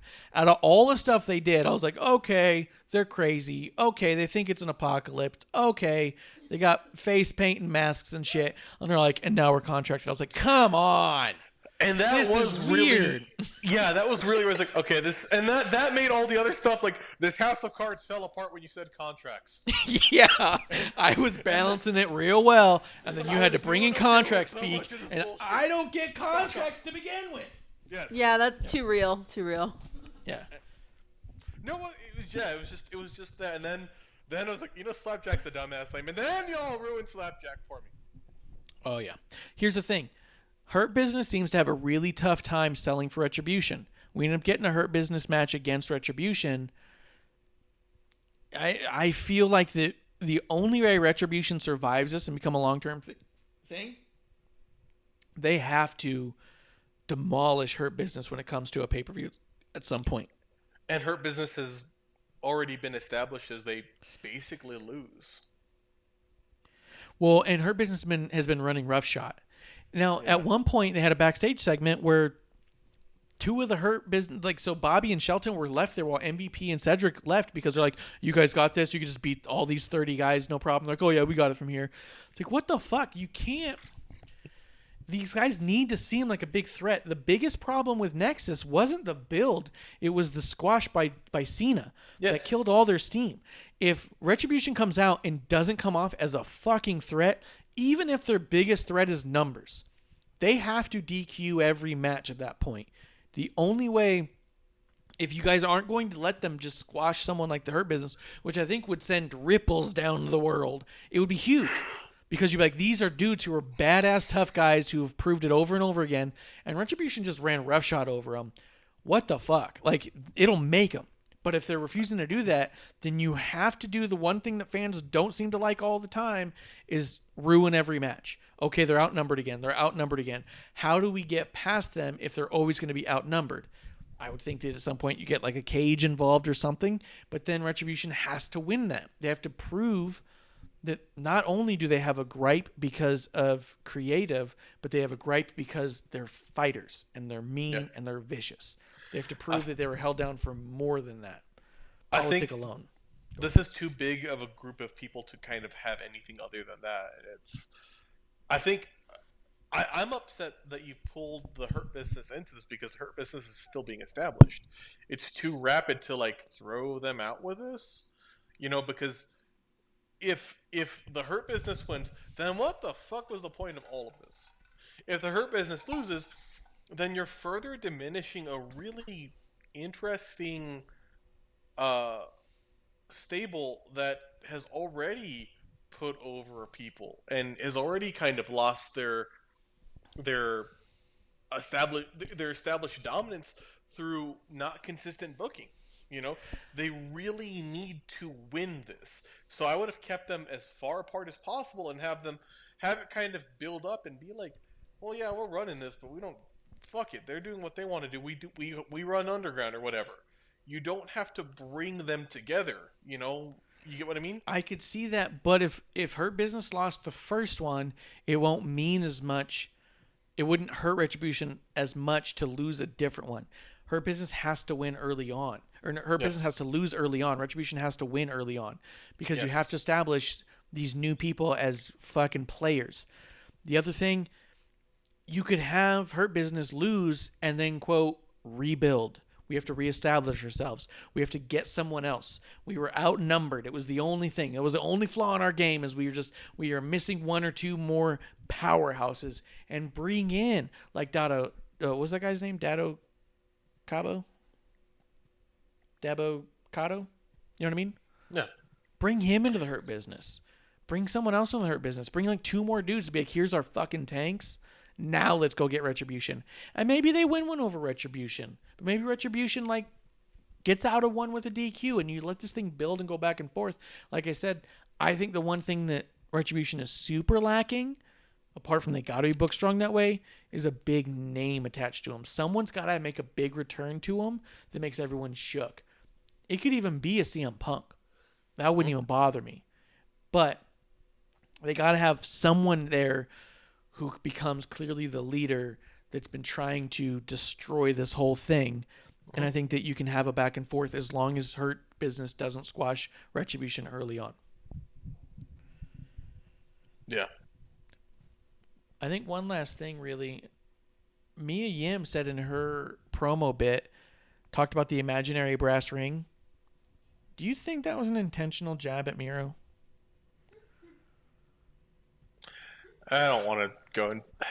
I don't want to knock the like. That's something I'm tired of it in AEW. You know, I don't think we need to do this. Like, go back and forth like this and have these like, is this a jab or not? Just other people weren't saying it, but I thought it was questionably close. Where it just kind of made me look I kind of raised my eyebrow a little bit. I was like, are you guys? Nah, I'll move on. But and they moved on quick, but I just wonder if it was a bit of a nod of we hear you, brother. You know what I mean? I thought it was. Possibly. And I don't know that it's always done with malintent. I feel like sometimes it's like a tongue-in-cheek thing. Yeah. I think sometimes it's a wink and a nod. You know what I mean? I would like more of that, but then we have I'm not a fan of the Dark Order's Brody Elite because that's just this is just fuck you Vince, and it's old, you know? Yeah, I think there's definitely a point of too far, but I do feel like I said before, I love the pettiness. I do think a little petty jab here and there is cool. I think the big show of it and the drawn out characters about it, that to me is okay, that's too much. But having I'll use a phrase you used on your thing, it reminds me a little bit like when Kevin Nash was coming out and he put up the too sweet and said something to HBK into the camera and then kept walking, we see you down there, or we see you up north, brother, HBK, and kept walking. And everyone's like, oh, you know what I mean? Those little kind of nods towards each other, that doesn't bother me as much. When you have a whole character built off the idea of shit talking, I'm like, okay, I don't need a whole character. I just wanted little petty jabs. I just wanted some pithy shit. I just want to hear. I honestly, and I know that nobody has to. I want to hear more hey, good pay-per-view. Yeah, right. I would appreciate hey, good job, congratulations, best of luck. I think those are nice. Maybe I'm just too much of an innocent boy. Yeah, those got shut down at some point because that's how it started. But those got shut down. You know what I think part of it is too, and I think it's another petty thing. AEW, you guys weren't telling people back north that they were doing a good job. It was just all these guys from WWE saying, "Oh, good job, brothers." I think there was hey, they're not fucking. You shut that down. I think it was petty. That should have been reciprocated. I think a show of good sportsmanship would have been appreciated. We know individuals have done that, but it would have been nice to hear that. And I think there were also some individuals who were very much no, fuck that, no, and that was unnecessary. You know? Yeah, for sure. Encourage your fans to wrestling, not just your wrestles. Yeah. Yeah, 100%. Especially I think that's what I had to say about Retribution. I had to get it all out. Was there anything that you wanted to add about Retribution? Did I crush your hatred too much or anything? Or no, my hatred's still there. If anything, you grew it because now I'm thinking of I was putting in chat, Cameron strap-on Grimes. And we can get there. We can get to there. That's the good news. I like the idea of a faction like this that's ready-made, that you can plug and play anyone who's ever been, quote, disgruntled. I think that could be cool and big time for a long time. You know what I mean? It could be a version of NWO. I really think it could. But I think that under the right parameters, comes out it could work. Mask. Yeah. Or a Chota Boy helmet from Orgasmo. Oh, God, yes. But I think that's it for me. Did you have anything else you wanted to throw in? Not really. I mean, I think Asuka Peyton Royce, but Peyton Royce is going to lose that one. Sorry, boss. It was. Oh yeah. And then that's so weird that Iconics are suddenly friends again. They pretend like nothing ever happened. That was weird, but it's all fine. I think that's about it then. But I think that's it, dude. I think that's it for me. Same here. my ear's killing me. So yeah, I'm cool. Like, let's do a last call. Yeah. Let's wrap it up. Last call, guys. Cheers. Thanks for coming through. Check us out on all of our social medias. Go to WrestlingOnTheRocks.com to find all of our social medias in the About section. Find our shirts. Find our links. We'll even teach you how to link your Amazon Prime to Twitch Prime so you can subscribe to for free for you, but pays me a drink, and that is my favorite. So go ahead and do that for us, guys. If you're listening on podcasts, like, review, all the good stuff you do for all the other podcasts. It helps. It helps. We love you all. Thank you guys for coming through. That's last call. Cheers.